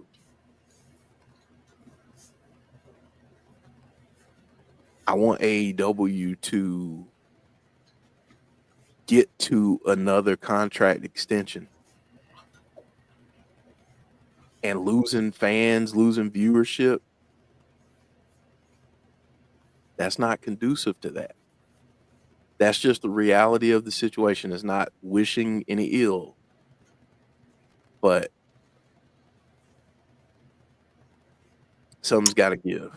So, you know what? And I'm gonna say this, Conrad. I want to talk about an idea that just popped into my mind about this very conversation. I'm gonna hit you up, and I want to talk about it. I don't watch it much. I did when it first came out, because it intrigued me, just roster wise and all that kind of stuff. So I watched it when it first came out. I all I can say is that I don't watch it because it just doesn't appeal to what I like in wrestling. That's really what it is. It's no offense to them. It's me. It's what I like, what entertains me and what doesn't. So from that standpoint, I can't speak to it. I can say this. One of my coworkers in Best Buy that I had just started working with that got a job with us worked for our local arena, which is right down the street from where I work. And I've seen WWE shows there and stuff like that. And they recently had AEW there. She basically, what she does is she readies the arena. She gets things set up. They work there during the day.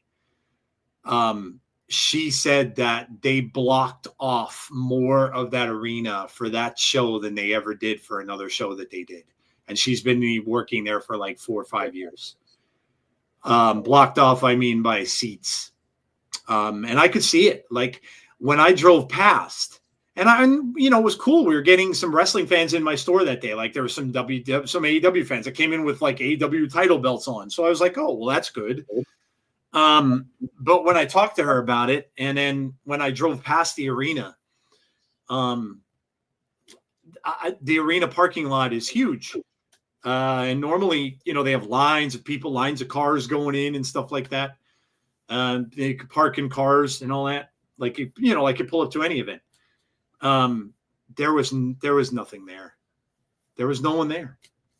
And I mean, I had just heard from that same employee, that's the girl that worked there, that said that WWE now said that they're not coming back to our arena anymore because they're going for bigger arenas. Our arena seats maybe 17, and she was telling me if they really stretch it, like if they put seats where there shouldn't be seats, they can get like maybe 18, maybe 18.5. Well, WWE is now selling out buildings that are 23 on up. They're selling stadiums that are 25, 26, 27,000. But I felt bad. I felt bad. I wasn't happy about that.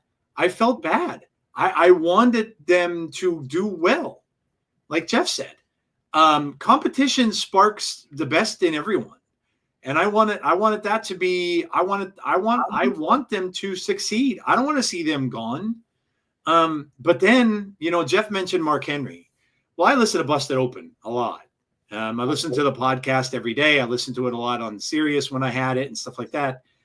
I could hear how sad Mark Henry was when whatever happened with him and AEW happened. They had him talk about it. And he almost sounded like he was going to be in tears. I genuinely believed he wanted to make a difference. Mark would constantly say on that show, Tony, come to me, and we'll talk. We'll talk. And Bully Ray would be like, why the hell aren't they having you? You're there. You be the guy. You be the ambassador backstage. You be, and I could hear the heartbreak in his voice. And he didn't come out and say he got fired, but it sure sounded like it. And the Busted Open guys didn't either, but they really kind of made it. I don't know. Like Jeff and I had said this for months and months and months on this show when we talked about AEW. What is the problem with admitting that you need help?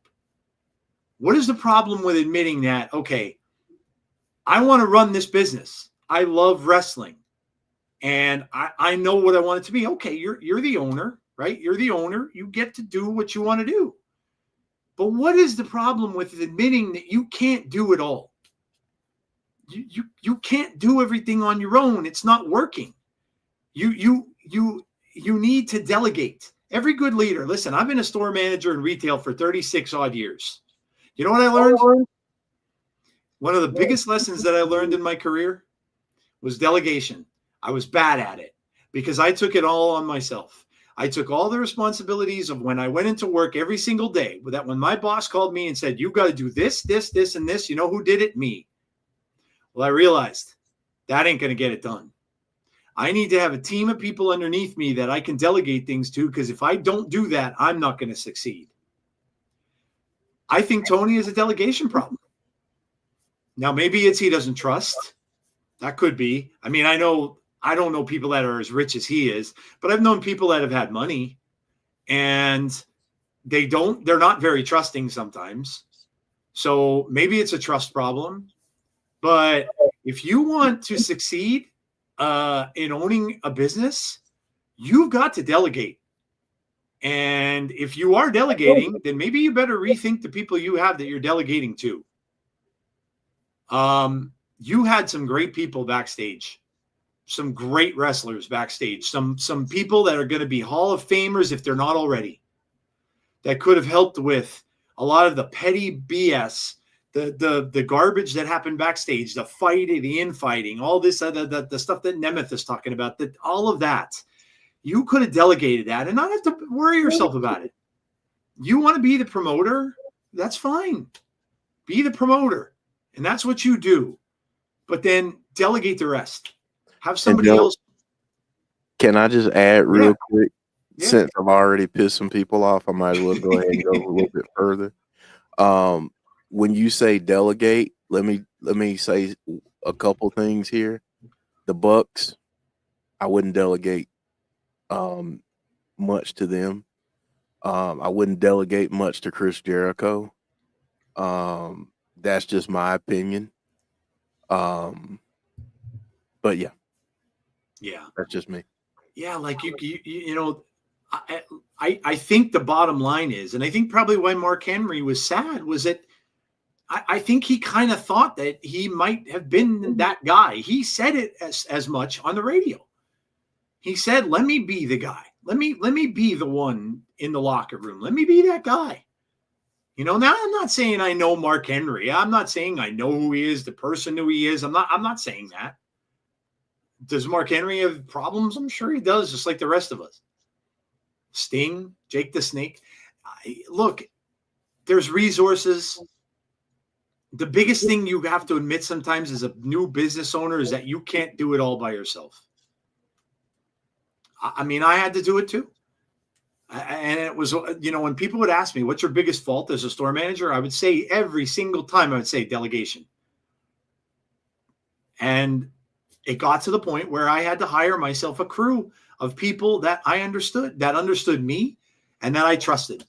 I trusted them with the store when I wasn't there.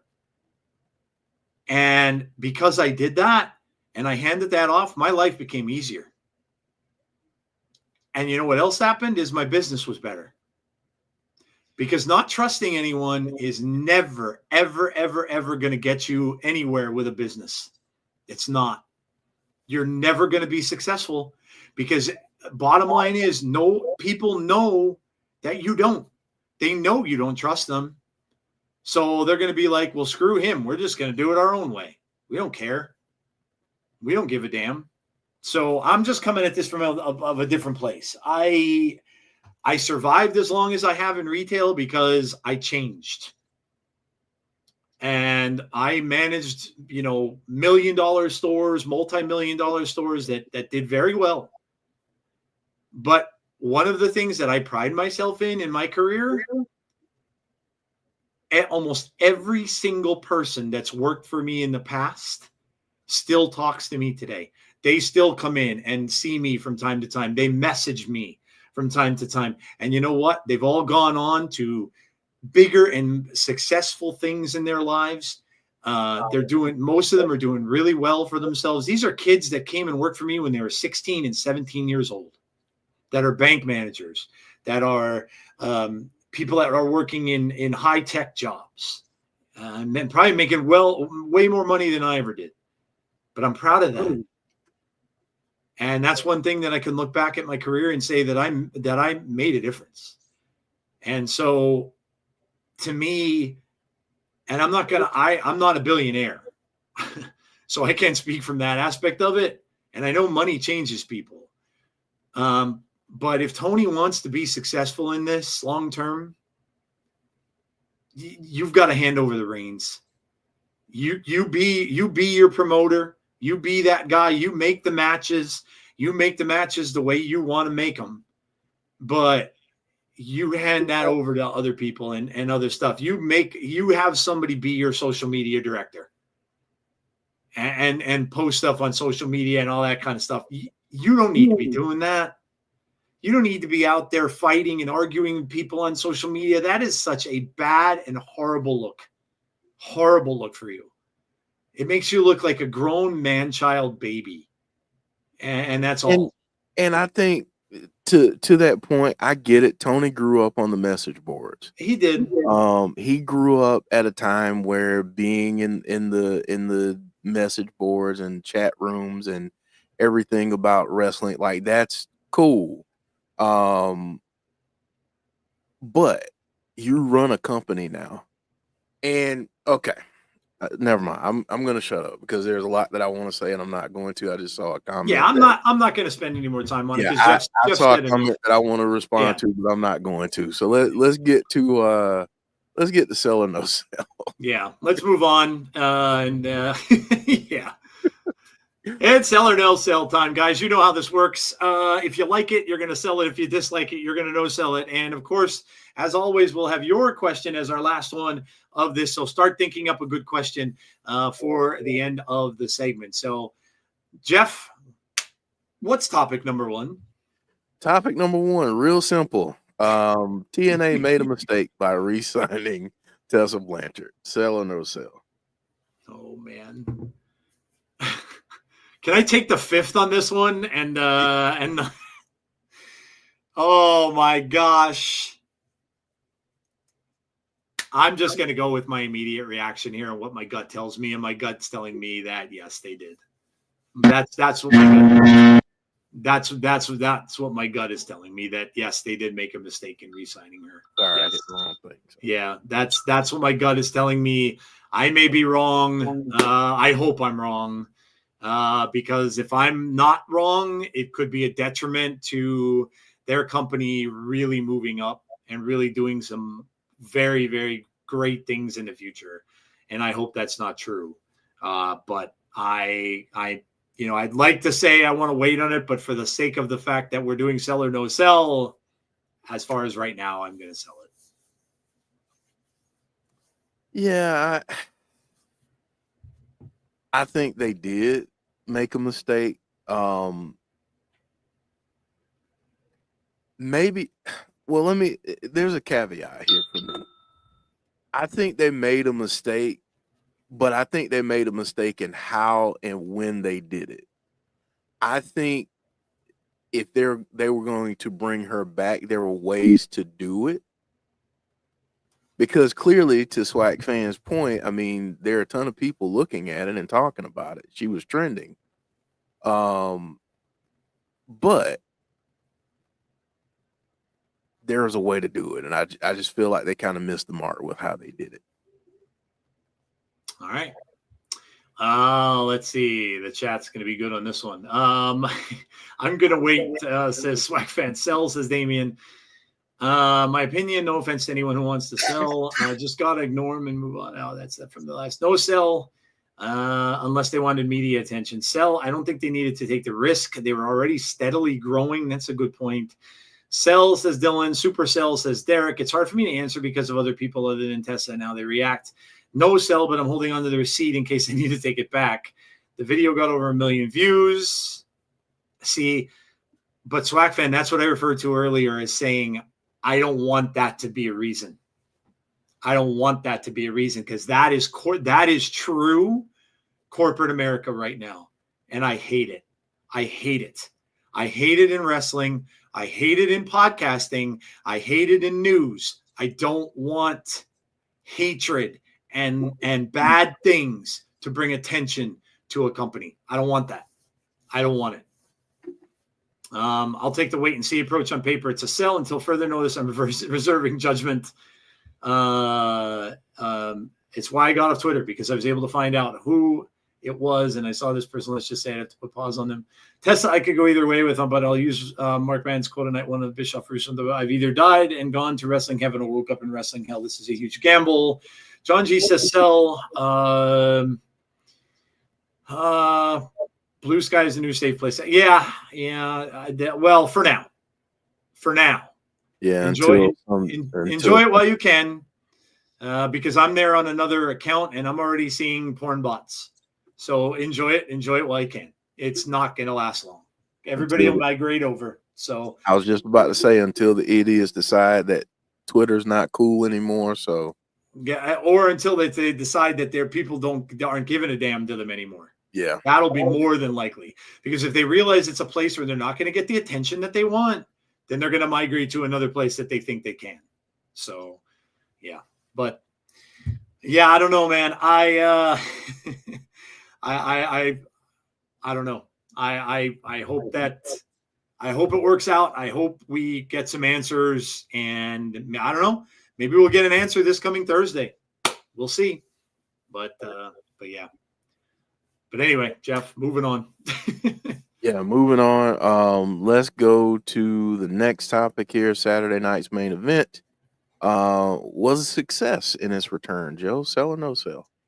I'm going to have a bit of I'm going to have a bit of a controversial answer to this.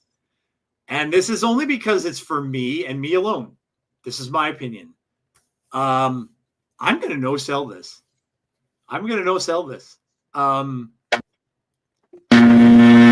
Do I like the matches? Yes. Did I like the matches? Absolutely. But to me, this was a SmackDown or a Raw. Where was the difference? Love Jesse the Body Ventura. I got to mention that flat off and right off the bat. Love them bringing Jesse the Body back. Jesse the Body, it was like he lost nothing. He still is hilarious. The voiceover and all that kind of stuff, that he sounds great. The reason why I'm no selling it is because this was billed as a nostalgia act. Other than showing some of the wrestlers in the crowd, where was the nostalgia? Where was it? Okay, Jesse, I gave you that. The props for Jesse Ventura, fantastic. Props to calling back Gene Okerlund. But other than that, and showing some of the other wrestlers, I didn't. Uh-oh. Joe, are you still there? Joe might have frozen, folks. Uh-oh. Joe, you back?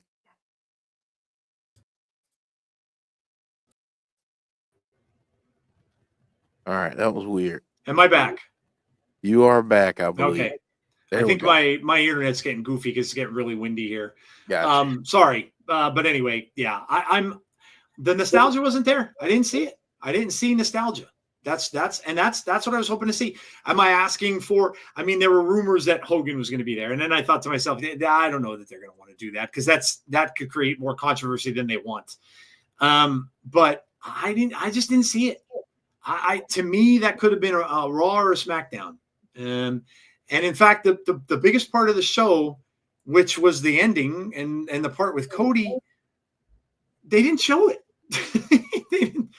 I don't know. I know they're going to do it again real soon. They advertised it, but I don't know. I want to see a little more from it, I think. And I don't know. Maybe it's just me having an old man moment and thinking that it should have an aesthetic to it or look a certain way, because that's what I remember as a kid. But I didn't get that from it. The wrestling was great. We talked about that earlier. The wrestling was fantastic. And I'm not complaining about that at all. But I was hoping to just, even if they would have thrown me in some old commercials, Jeff. You know what I mean? Like even some old 1980s commercials or something. I think that would have been cool. Maybe an old WWE popsicle ad. Remember the old popsicles with the superstars on them? Yeah, but you do one with an LA Knight or someone. Yeah. You do an old school ad, but with a new talent. Exactly. Yeah. You get one of the current roster wrestlers to come out and do the one of the old school ads or something like that. That's kind of what I wanted to see. But I wasn't really they built it up as Saturday night's main event, which in my head is something. And then when I watched it, I'm like, well, yeah, great wrestling, but you could have called this Saturday Night WWE, change the name, and or a Saturday Night NBC special, and it would have been fine. So that's the reason why I'm not no selling it, because I'm not saying it was a success. That'll come from the ratings, and I'm sure it was. I'm sure they probably got a bunch of people watching, but I wanted to see a little more retro, a little more nostalgia, because that's what it is. So. Yeah, I think for me, I'm gonna sell it. I thought that for what they wanted to do, the name carries a lot of nostalgia, I think, to your point, Joe. And for some of us fans who watched it when it was coming on regularly, it was like, okay, we're gonna get this thing back. And I think a lot of us had that notion that, well, if we have a cage match, we're gonna get the old blue cage back, and some of these other things. But I thought for what they wanted to do, they did a good job. I think this was an introduction back into it, and for some people, this might be an introduction back into WWE that haven't seen it for probably 20 years, 15, 20 years. So maybe they went after some of those folks. I think it was a good way to introduce some of your newer top stars. Not all of them, obviously, but some of them, especially someone like Cody Rhodes.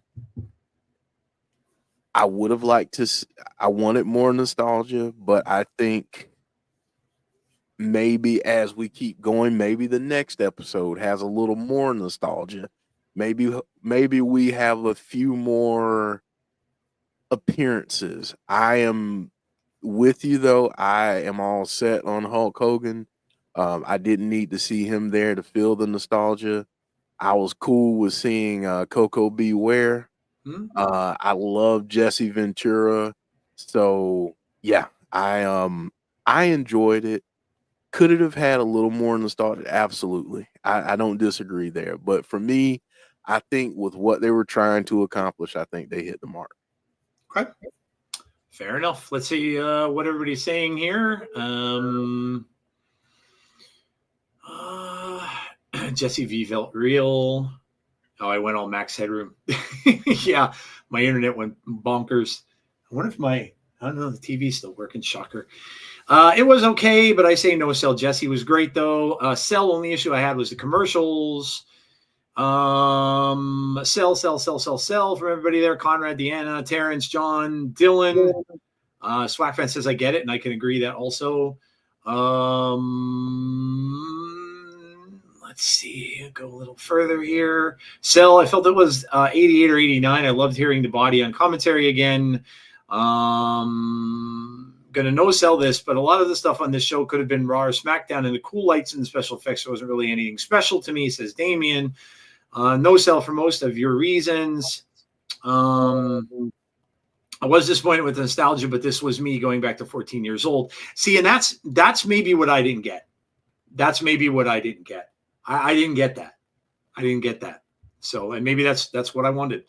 Jesse Ventura's reminded me what was missing from commentary. He felt right backing the heel. Yeah, he was backing Kevin Owens and really rooting against Cody. Yeah. Well, that was always him, and that's was fun watching it. He was just the yin to McMahon's yang, because Mr. McMahon was always the announcer on there too. Mm-hmm. A Slinky commercial. No sell. It's a retro themed house show on TV. Other than that, it's locked in notable momenta. No sell. If it's an ice cream, gotta be. Seem more of a tribute to Saturday night's main event, which maybe that's what they intended. Possible. I wasn't around watching wrestling when Jesse was around, wasn't watching wrestling when Jesse was around, and didn't get to see any of his stuff. So his commentary really didn't do anything for me. Just my personal take. No disrespect. My other is the learning tree is Jericho's worst gimmick. Okay. All right. Moving on to topic 3. I think some of you have stuff out there. That's what I'm starting to read anyway. So I've got one so far. Okay, let me see. I think I saw one about the learning tree is Jericho's worst gimmick of his career. That's one. Okay, learning tree. Got that one. Let me see if there are any above that one. No, I don't think so.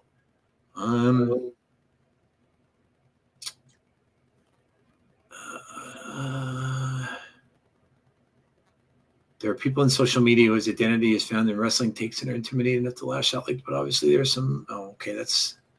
Wyatt's does the Wyatt Six enter a new member or target someone else after they are done with Final Testament? That's John G's. Say that. I haven't watched Saturday Night's Main Event yet. Say that one. Does the Wyatt Six get a new member or target someone else after they're done with Final Testament? Get new.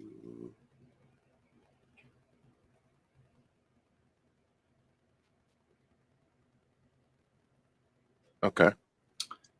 Dan has when the international Raw is no longer being taped is a good move. You said Raw.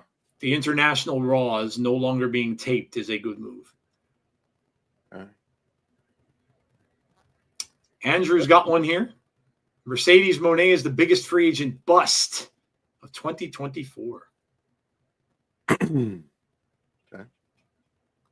Derek's got one. Is the Tessa signing potentially the death nail for TNA?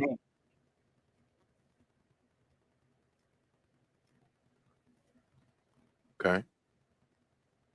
I think this might be one from Barry here. Intergender wrestling is morally indefensible in the modern age. Mm. And then Conrad has one. I don't know if you have, how many more you have left. Well, this is the last one. Okay, Conrad, sell or no sell, SmackDown becoming 3 hours is excessive and not needed for main roster shows.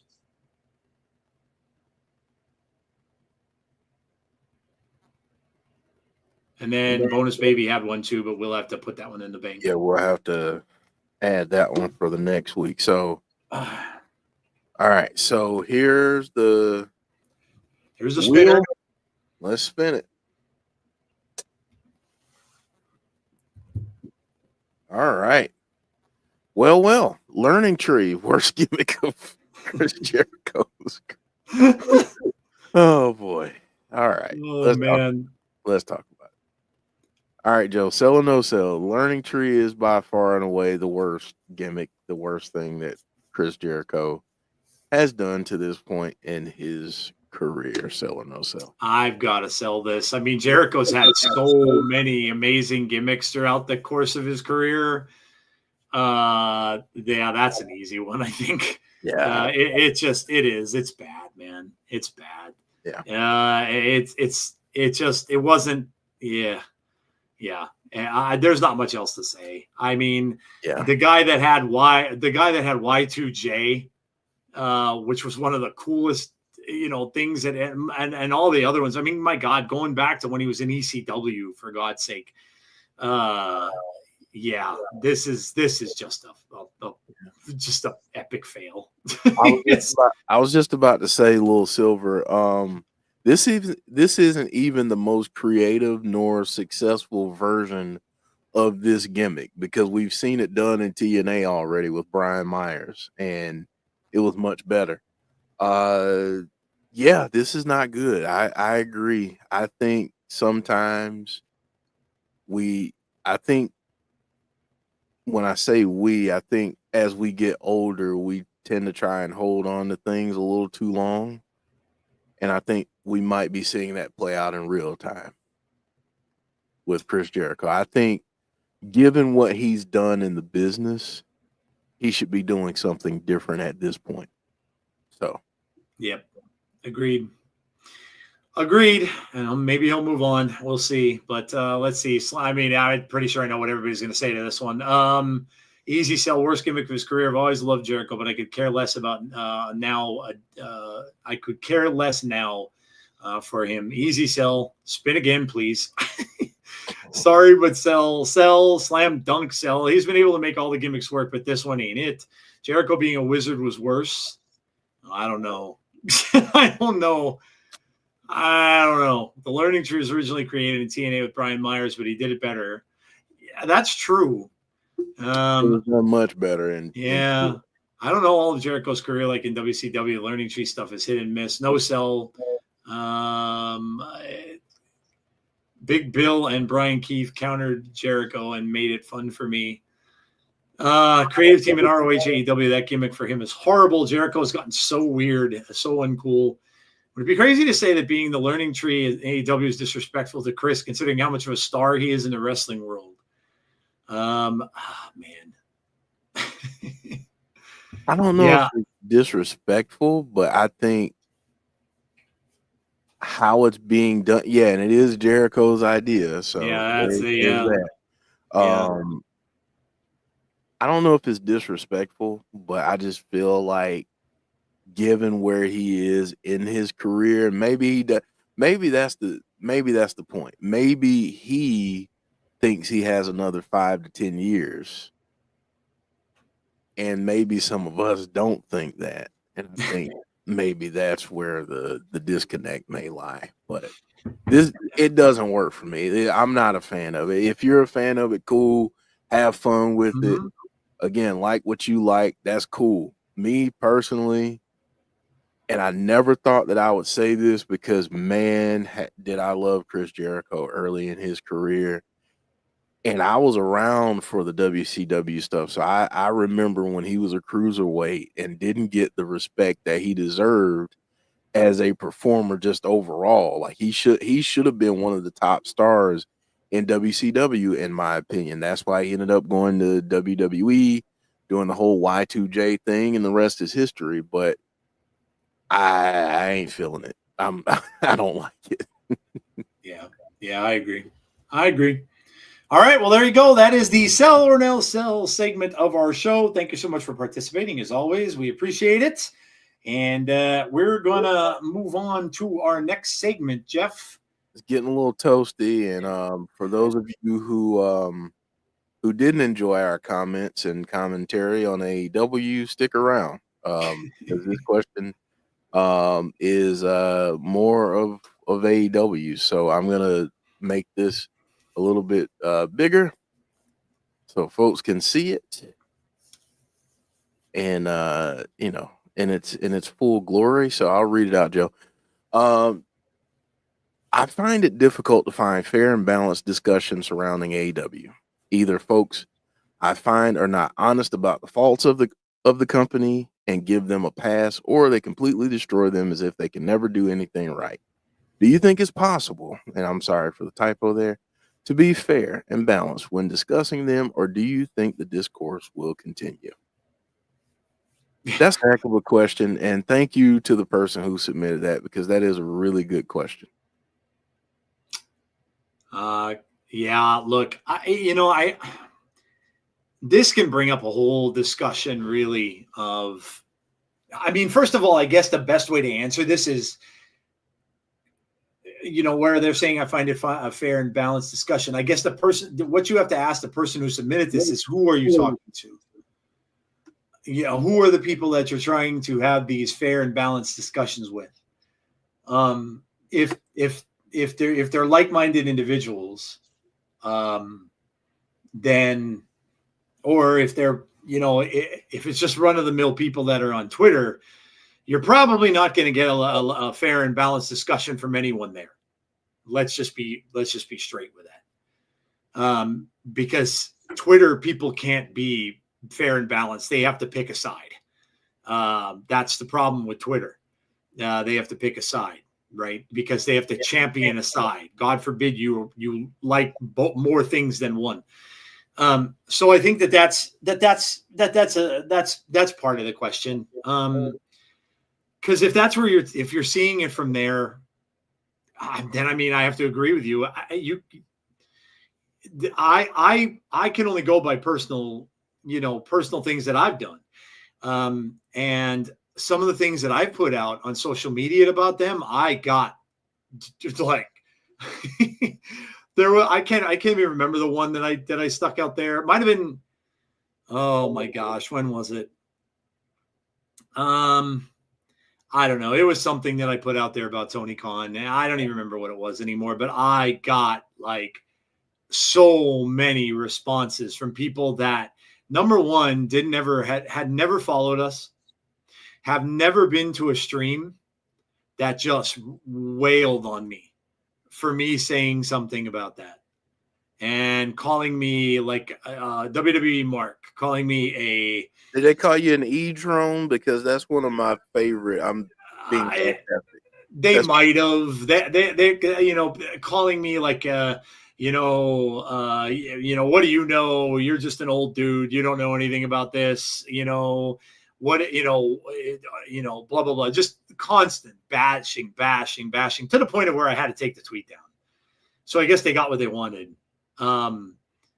So I've only ever had interactions like that a few times, and I'll be honest, I try to stay away from commenting about it.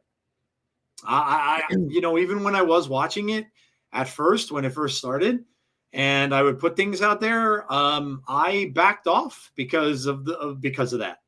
So, is it possible to be fair and balanced discussion with them, or do you think the discourse will continue? I think it depends on where you're having the discussion. To answer your question, 100%, that's what I'd answer.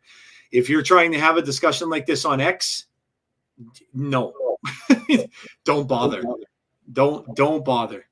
Because you're probably going to just get the worst of the worst and not the people who want to have a fair discussion with you. So maybe I would tell you to have a discussion with a friend group, have a discussion with a group of people that maybe a little better, that are I don't know, maybe coworkers who watch WWE and watch AEW or watch other forms of wrestling. Maybe do that. But I definitely would not advise you to try to start discussions on Twitter, because Twitter has devolved into the worst of the worst. It just really is. And so that's what I would tell you.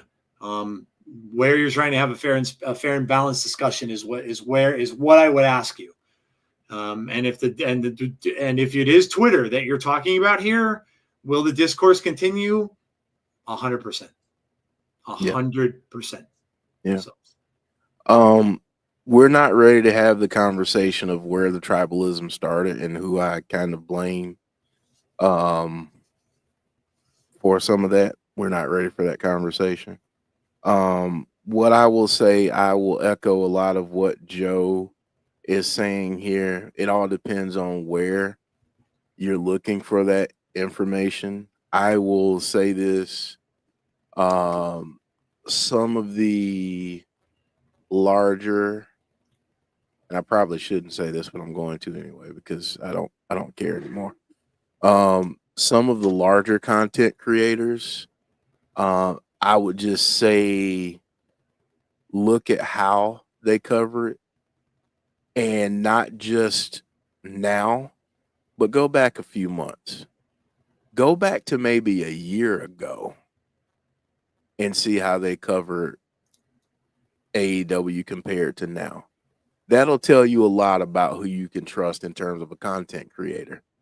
I would offer you someone like Conrad if you haven't checked out his channel yet, as a place to go.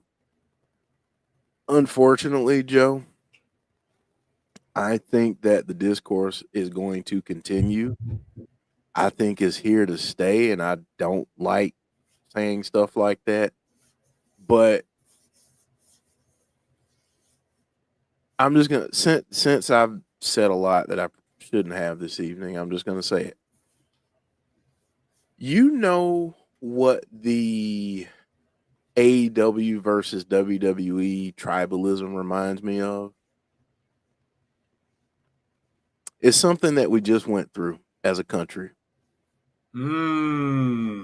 It reminds me of the left versus the right in the political arena, because no matter what the other side said, the other side is going to have a problem with it. And it seems as though there's no common ground. It seems as though both sides have conspiracy theories about the other side and how the other side is responsible for this or that or whatever. And I just don't think that we are at a place in society where people can just agree to disagree anymore. Just being perfectly honest. I don't think that people can just even be like, okay, cool, that's your opinion. That's not my opinion. We're still cool. I don't have anything against you. I don't think we're there because I think people are so wrapped up in being at odds with one another and and their side just has to be right, that there's no room for people in the middle who really agree with some of the things on both sides, but they don't subscribe to one side or another. They're more neutral, they're more centrist. And what I've found in wrestling is that you can't be centrist. You either have to really love WWE, you have to really love AEW, or you're an effing weirdo and you watch TNA. Count me as a weirdo. Right. But I watch all of it. So I'm one of those weird people who can enjoy things from everybody. But if it's something that I don't necessarily like, I can admit that, and I can criticize without being a dick. I can offer constructive criticism. Now, how other people take it is up to them. I just want what I watch to be entertaining. Because if I'm going to invest 2 hours of my time a week, or 3 hours, or 4 hours, or 6, I want it to be worth my time, because there are a lot of other things I can do with those 6 hours.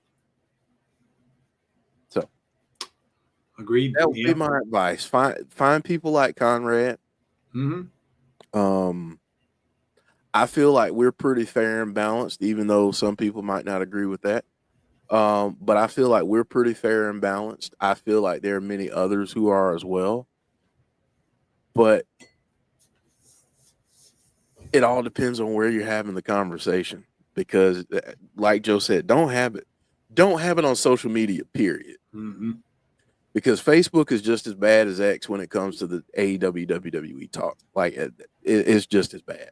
Don't even necessarily have it in YouTube streams either. Oh no, because that's even worse. Because now you're going to get personalized updates from people that are in that stream right as you write them.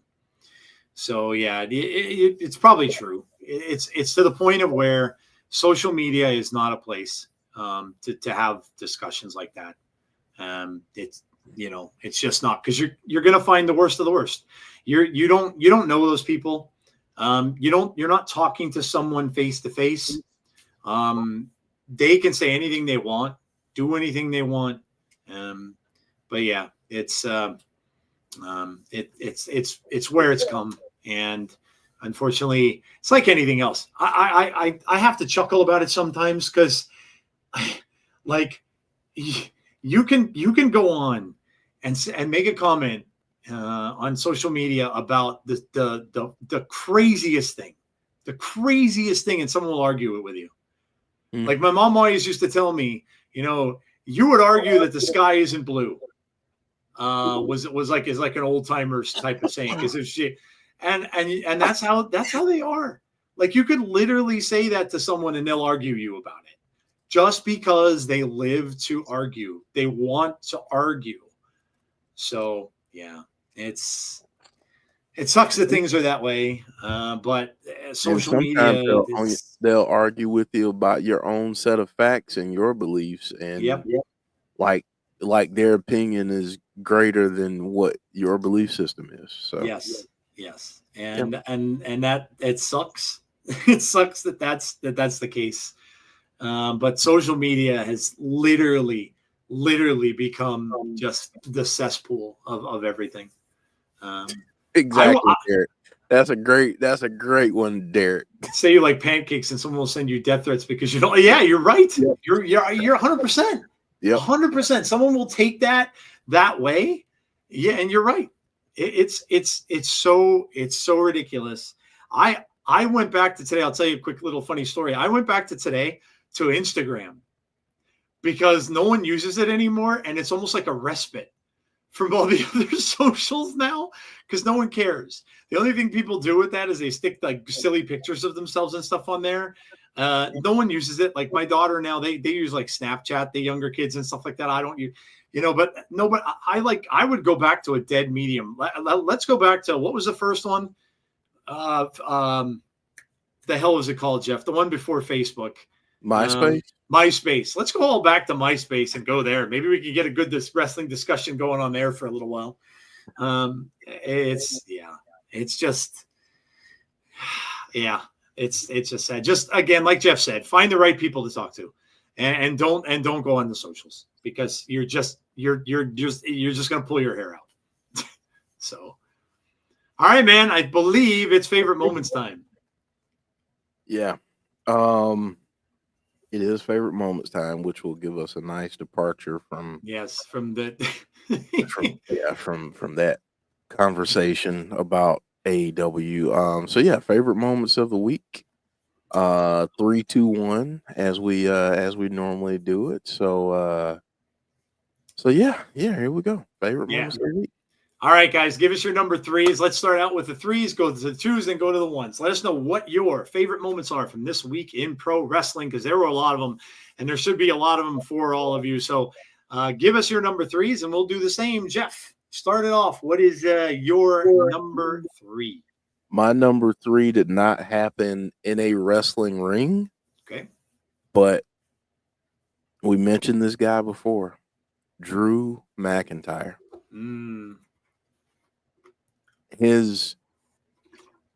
I don't know if we want to call it a promo. I don't know what we want to call it, but what he did on Busted Open, blurring the lines like that, really like delving into his character work, just great stuff.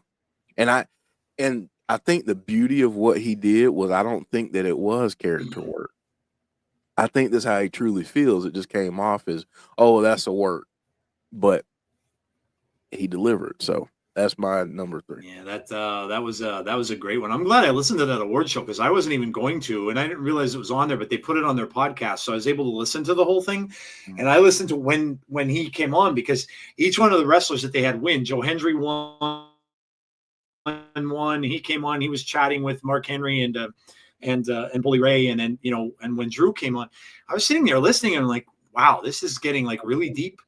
And then he's going through it, saying how he went home and after the Punk match, and nobody paid attention to him. Nobody reached out to him on the socials. Nobody mentioned his name, and they didn't give a damn, and all this other. And I'm like, oh, okay. And then, like Jeff said, it probably was reality. It probably was reality. And wrestling is good when it's based in reality. So, my number three, Deanna mentioned him, oddly enough. I gotta go with what Karrion Kross did, man. I gotta give props. First of all, I love him I always loved his promos that he did. This is back to when Jody and Jeff used to talk about it on Abby's and stuff like that. He's always been great at doing stuff on social media. Even when he wasn't, necessarily working for a particular company, he was out there doing stuff. But I gotta give him props. He came out and he ran a promo, much like, and it's funny that Jeff and I were talking both about really cool promos. He ran a promo on people who were backlashing against the Wyatt Six, which I thought was very interesting, considering that he was feuding with them. But he came out and started saying, so you think they're buried, huh? And he was directing it right at the fans, because he's calling them you. It was amazing, man. I love Karrion Kross. I do. I always have, and I always will. And the fact that he's wrestling against the Wyatt Six is even more intriguing, because it's just the overall story. But I love that. I love when wrestlers call people out, and now we have two people doing it. Drew McIntyre did it, and now Karrion Kross did it. And that promo was phenomenal. If you didn't listen to it, go check it out. I shared it on our Insiders. It's phenomenal. He's given fans the shit, and I love that. Wrestlers don't do that enough. Wrestlers don't do that enough. Take a stand from him. Come out and just give people the business, man. Because listen, the people on the socials and the people on Twitter, they deserve it. They absolutely deserve it. So come out and give them the business. And I love that. And I wish more wrestlers would do it. So yeah, the Karrion Kross thing and his promo work lately has been excellent. And all through this whole Wyatt Six thing. And it really shows you, why people are big fans of Karrion Kross's and why people like him so much. I know Tazzy's a big fan too, and that shows you why. He does amazing promo work, and that one was awesome. So that's my number 3. All right, let's see. We got number 3, Chelsea Green from Tough Enough to First U.S. Women's Title. From Conrad, we have Chelsea Green winning from Barry Monkey, Chelsea and Mishin from Saturday Night's Main Event, from Alexa Bliss Gamer. Shotzi returning to NXT. Yeah, that was a cool moment. Love Shotzi. Chelsea winning the U.S. title, says Bonus Baby. Chelsea Green, says Dylan. Chelsea versus Mishin, says John G. Karrion Kross, period. Says Deanna Ventura on commentary and the other legends in SNME. Chelsea being the first women's U.S. champion in SNME. The Miz featuring a big win over the Wyatt Six, says Brandon. Matt Cardona and Chelsea Green are the first couple to win the U.S. title. Cardona posted it on his Instagram. We didn't get to 2s yet, Swag Fan, but we're going there. So, Jeff, what's your number 2? My number 2 is that was actually your number 3. So okay. So Karrion Kross, because sometimes as fans, and given my my ability to rile up the masses this evening, let me end the show by doing the same. Sometimes as fans, we get blinded by our favorites, and we get blinded by what we think our favorites should be doing and how they should be booked and all these different things. And none of us have the pencil. So what's going to happen for these groups is what's best for the storyline. If you're a fan of the Wyatt Six and you saw what happened on Monday and your immediate reaction was they're buried, then I would ask you how long you've been a fan of the Wyatt universe, is what I'll call it. Because Bray Wyatt often went through what fans would consider setbacks, and it was all done for story-related purposes, aside from, the whole thing in Saudi, but we won't go there. Yeah. But a lot of times that happened. He would take a loss, and you're like, well, what in the world happened? And then you see something happen 2 months down the road. That's why that loss happened. That's what's going to happen here. Don't be surprised if you see the Wyatt Six pull some stuff this Monday to get some payback, we'll say. But it just goes to show, I think, and kudos to Karrion Kross for putting people in their place, because sometimes as fans, and not just wrestling fans, but sports fans, movie fans, I mean, a fan of just about anything, we need to be reminded that we need to cut the crap and we need to let things play out how they're meant to play out. And not everything is a Burger King order where we can have it our way. So that's why that was my number 2. Oh my God, man. Like, yeah, you can go into so much detail as far as that goes. People get mad about, people cancel movies now because they didn't get what they wanted in a movie. Like, what are you doing, dude? Like, you don't have the right to say what gets put in a film. I mean, who do you think you are? Well, Joe, I paid for my blue check mark. Oh my God, man. You can't. Sorry. I go back to the Rolling Stones song. You can't always get what you want. Oh man, it's the me generation. Everything has to be about me, and it's annoying. It really is. It's just I'm a fan of so many different things that have stuff like this happening. But yeah, it's, oh man. Yeah. Look, they do have short memories, Jeff, because how many times did Bray take a loss and then that turned him into a different form of his character? Yeah. I mean, Purposely would do that. That's what I'm saying. I mean, who knows? This loss might unlock something from Howdy or somebody else in the group. Right? You never know. And that's the thing. If every time something happens and you don't like it, I'm gonna voice my display. It's the same crap that Triple H and the McMahons did in the ring, however many years ago that was. I'm gonna tweet about it. I'm gonna send something like, yep. I get it, but calm down. You don't have the pencil. I don't have the pencil. All we can do is fantasy book it. Yep. And if you are unable to fantasy book without throwing a complete hissy fit when it doesn't go your way, I'm sorry, but that's a part of the responsibility of fantasy booking, is realizing that maybe it just won't happen the way I want it to. Right. And that's not to come down on people who were like upset. It's okay to not like the result, but understand that this isn't the end. Yeah. Yep. So, I mean, if anything, Bray taught us that. Yeah, 100%. And the fact that it isn't about it's a tribute to him. What do you think they're going to do? And not to mention, Jeff, you know what? Just to end it here, they would have been the same people who would have bitched if they had never lost, if they won every single match that they did. Oh no, that's not realistic. That's not real wrestling. You can't always win. So they would have bitched about that too. Mm-hmm. So yeah, it's crazy. But anyway, kudos to Karrion Kross for sure. I'm glad he did what he did.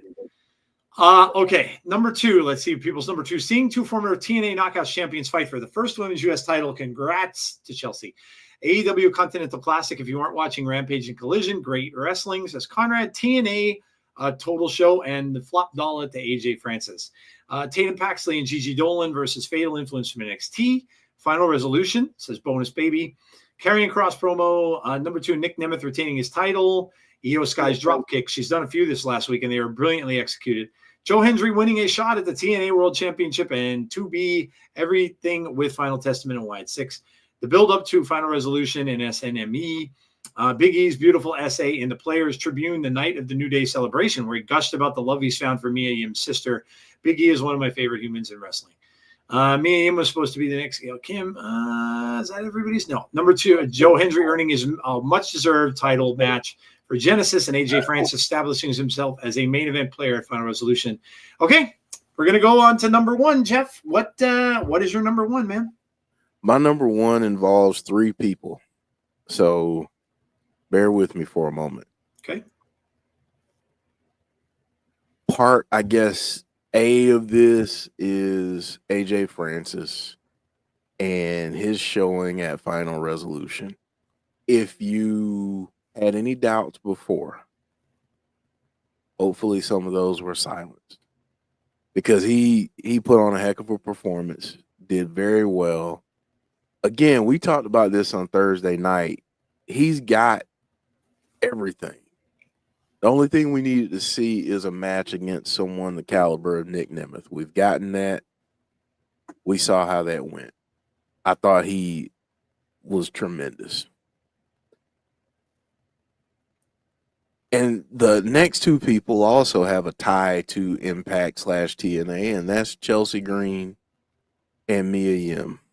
And seeing, first off, Michael Cole mentioning the Impact Knockouts title on commentary, putting TNA / Impact over. And then the 2 of them, for what they did in that company, to have that opportunity to be the inaugural women's U.S. champ. And Chelsea Green, there's a lot that you can say with Chelsea. She's fun. But if you think about her Royal Rumble appearance, and it lasted like 1.8 seconds. Yeah. To see her go from that to winning, to being the first to win this title, was pretty darn remarkable. So yeah, that's my number one. Shout out to AJ Francis, Mia Yim, and Chelsea Green.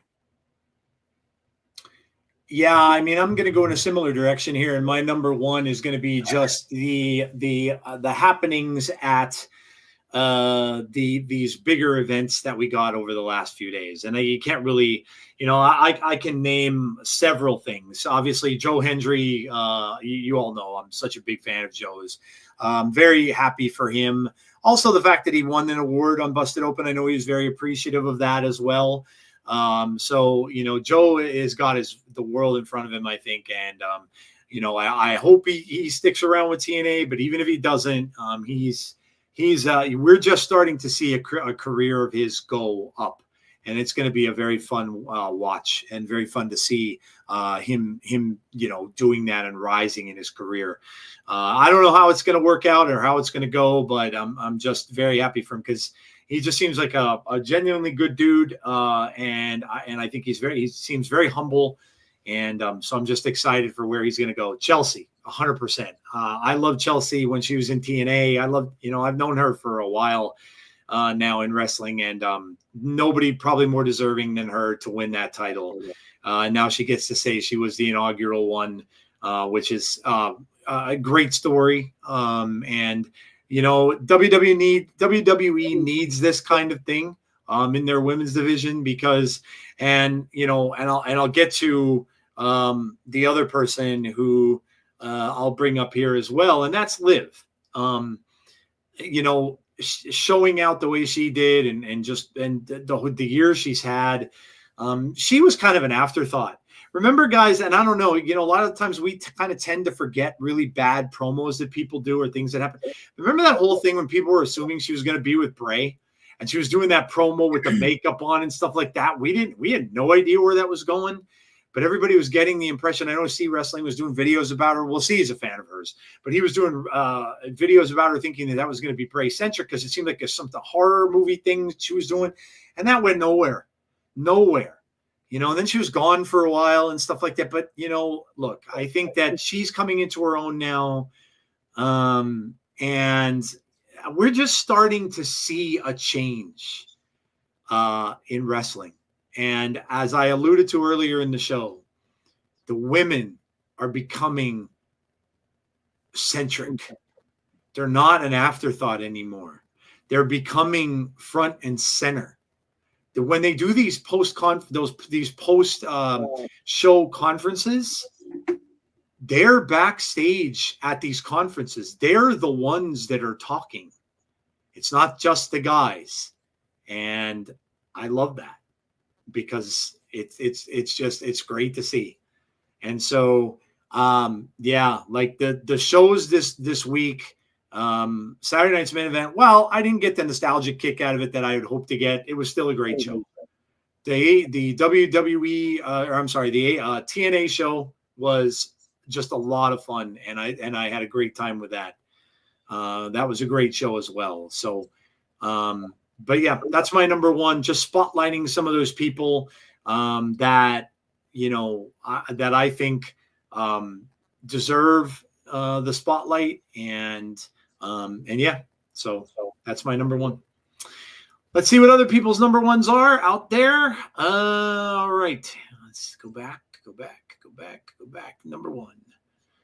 Take a couple of posts to get through, so you have to be settled together. Indy Hartwell has been doing videos since her release from WWE. In her last one, she went home to Australia, and I'm gonna have to get to the next part of that. Joe Hendry getting a title shot. 1B Hardys versus the System. Yeah, that was an amazing match. Absolutely fun, amazing match. Number one, Saturday night's main event presentation and Winged Eagle title. Chelsea Green becoming the first ever women's U.S. champion, says Damien. Swagfan says final resolution event and AJ Francis's performance. And yeah, lest I forget AJ Francis. Yeah, I mean, it was amazing. It was absolutely amazing to see the transformation and amazing to see him get the ability to do that. So, and kudos to Nick Nemeth for being the guy that put him over, because Nick has done that with so many throughout the years. Final Testament versus Wyatt Six. Can't wait to see what the revelation the Wyatt Six are talking about is. AJ Francis did great. He finally got his first major world title shot in a major promotion. AJ's making a believer out of people who doubted him. Indy did a tour of her childhood bedroom and showed off her wrestling collection. She said her favorite DVD is a TNA DVD. She showed her wrestling belt. She had a TNA Global and World title. I would love to see TNA pick her up. I think she's an easy fit in their Knockouts division. Chelsea Green is a TNA Knockouts Tag Team Champion too. My number one, the return of Saturday Night's Main Event, from the return of the Body and Pat McAfee to appearances of Hall of Famers to crowning of the Women's U.S. Champion. Chelsea Green becoming the first Women's U.S. Champion. She's a team player. She's talented, funny, beautiful, and kind. I absolutely love when good things happen to good people, and she truly is one. When she put the belts away, the last two she picked up was the TNA Global and World titles. She looked at them both, smiled, and nodded her head. Indy Hartwell at TNA, fingers crossed. Yeah, I would love that. I think that's a great matchup. I'm about to watch Chelsea's man in GCW, maybe in New Japan show later in Triller. Liv Morgan did great. She had a good year. First wife and husband to hold the titles, the Cardonas. Pro Wrestling 1, Rhea 2, Liv 3, Tiffany 4, Julia 5, Roxy. Mickey video on a loop 44 in county. I should have known. I should have known that was going to be your number one. John's number one is a wing title. Oh, man. Eddie Edwards smacking that fan. Yeah, all the wrestlers. Yeah, don't. Here's the thing what people need to realize. Wrestling, while the results may be predetermined, you catching these hands might not be. If you smack me, if you reach out at me and I didn't call for you, please believe that just because my match might be predetermined doesn't mean I can't deliver the beats to you real quick. I bet you that fan won't reach out and do that to another wrestler again. Yep. That, a lot of wrestlers standing behind Eddie Edwards and what he did. So, yep. Good for him. Honorable mentions, Eddie smacking the fan. Final resolution in the aftermath post Saturday night's main event. Met number one for Eddie Edwards. All right. I think we got them all. Yeah. Don't smack a grown man and think you're not getting hit back. That goes outside of wrestling too. Good point. All right, guys. Well, there you go. That was a long show. But we had a lot to talk about, and a lot of stuff. Like I said, a lot of stuff happened in wrestling over the past, not even the past like 3 days. Yeah. That a lot of this happened. So it was a doozy. But thank you. But you know what? A lot of people hung around and stayed with us throughout. So you guys are awesome. So thank you. Yeah, absolutely. Thank you for staying with us throughout the whole thing. And thank you for participating in everything throughout. And we're glad that you came out and checked out the show tonight. We appreciate all of you. Again, we will return on Tuesday with a Fireflies Forever episode because we missed last week's, of course. So we'll talk about, maybe we'll see. Maybe something will happen on Raw tomorrow. We don't know. But we'll have stuff to talk about, I'm sure, on that. We also will return on Thursday for TNA. Don't miss that one, man. All the stuff coming out of that pay-per-view and everything else and all the news, and you know who is probably going to be there. And so you're not going to want to miss this episode of TNA. So make sure to come out and join us on Thursday for that. And we'll see. We'll see what's coming up the weekend and stuff like that. And maybe we'll be here next week for another episode of this too, depending on what's going on. And don't forget, guys, again, the voting will commence sometime this week for the TIGS Awards. I will get that all out there to you to be able to vote. Please make sure you do. We appreciate that. We want all your input and stuff like that on all that, so we can get a very good award show in just a couple of weeks, in the second week in January or so. So, all right, guys, that is going to do it for us for tonight. Thank you so much for coming out. We appreciate it, and hopefully we will see you all for our next one, which of course will be Tuesday, like I said. Please stay safe. Be kind to one another always. Make sure you hit the like button before you go. Subscribe to the channel if you didn't. Hit the bell to be notified about when we have future content and all that good stuff. And stay safe. Be kind to one another. And hopefully we'll see you all for our next show. Have a great night, guys. And we'll talk to you soon.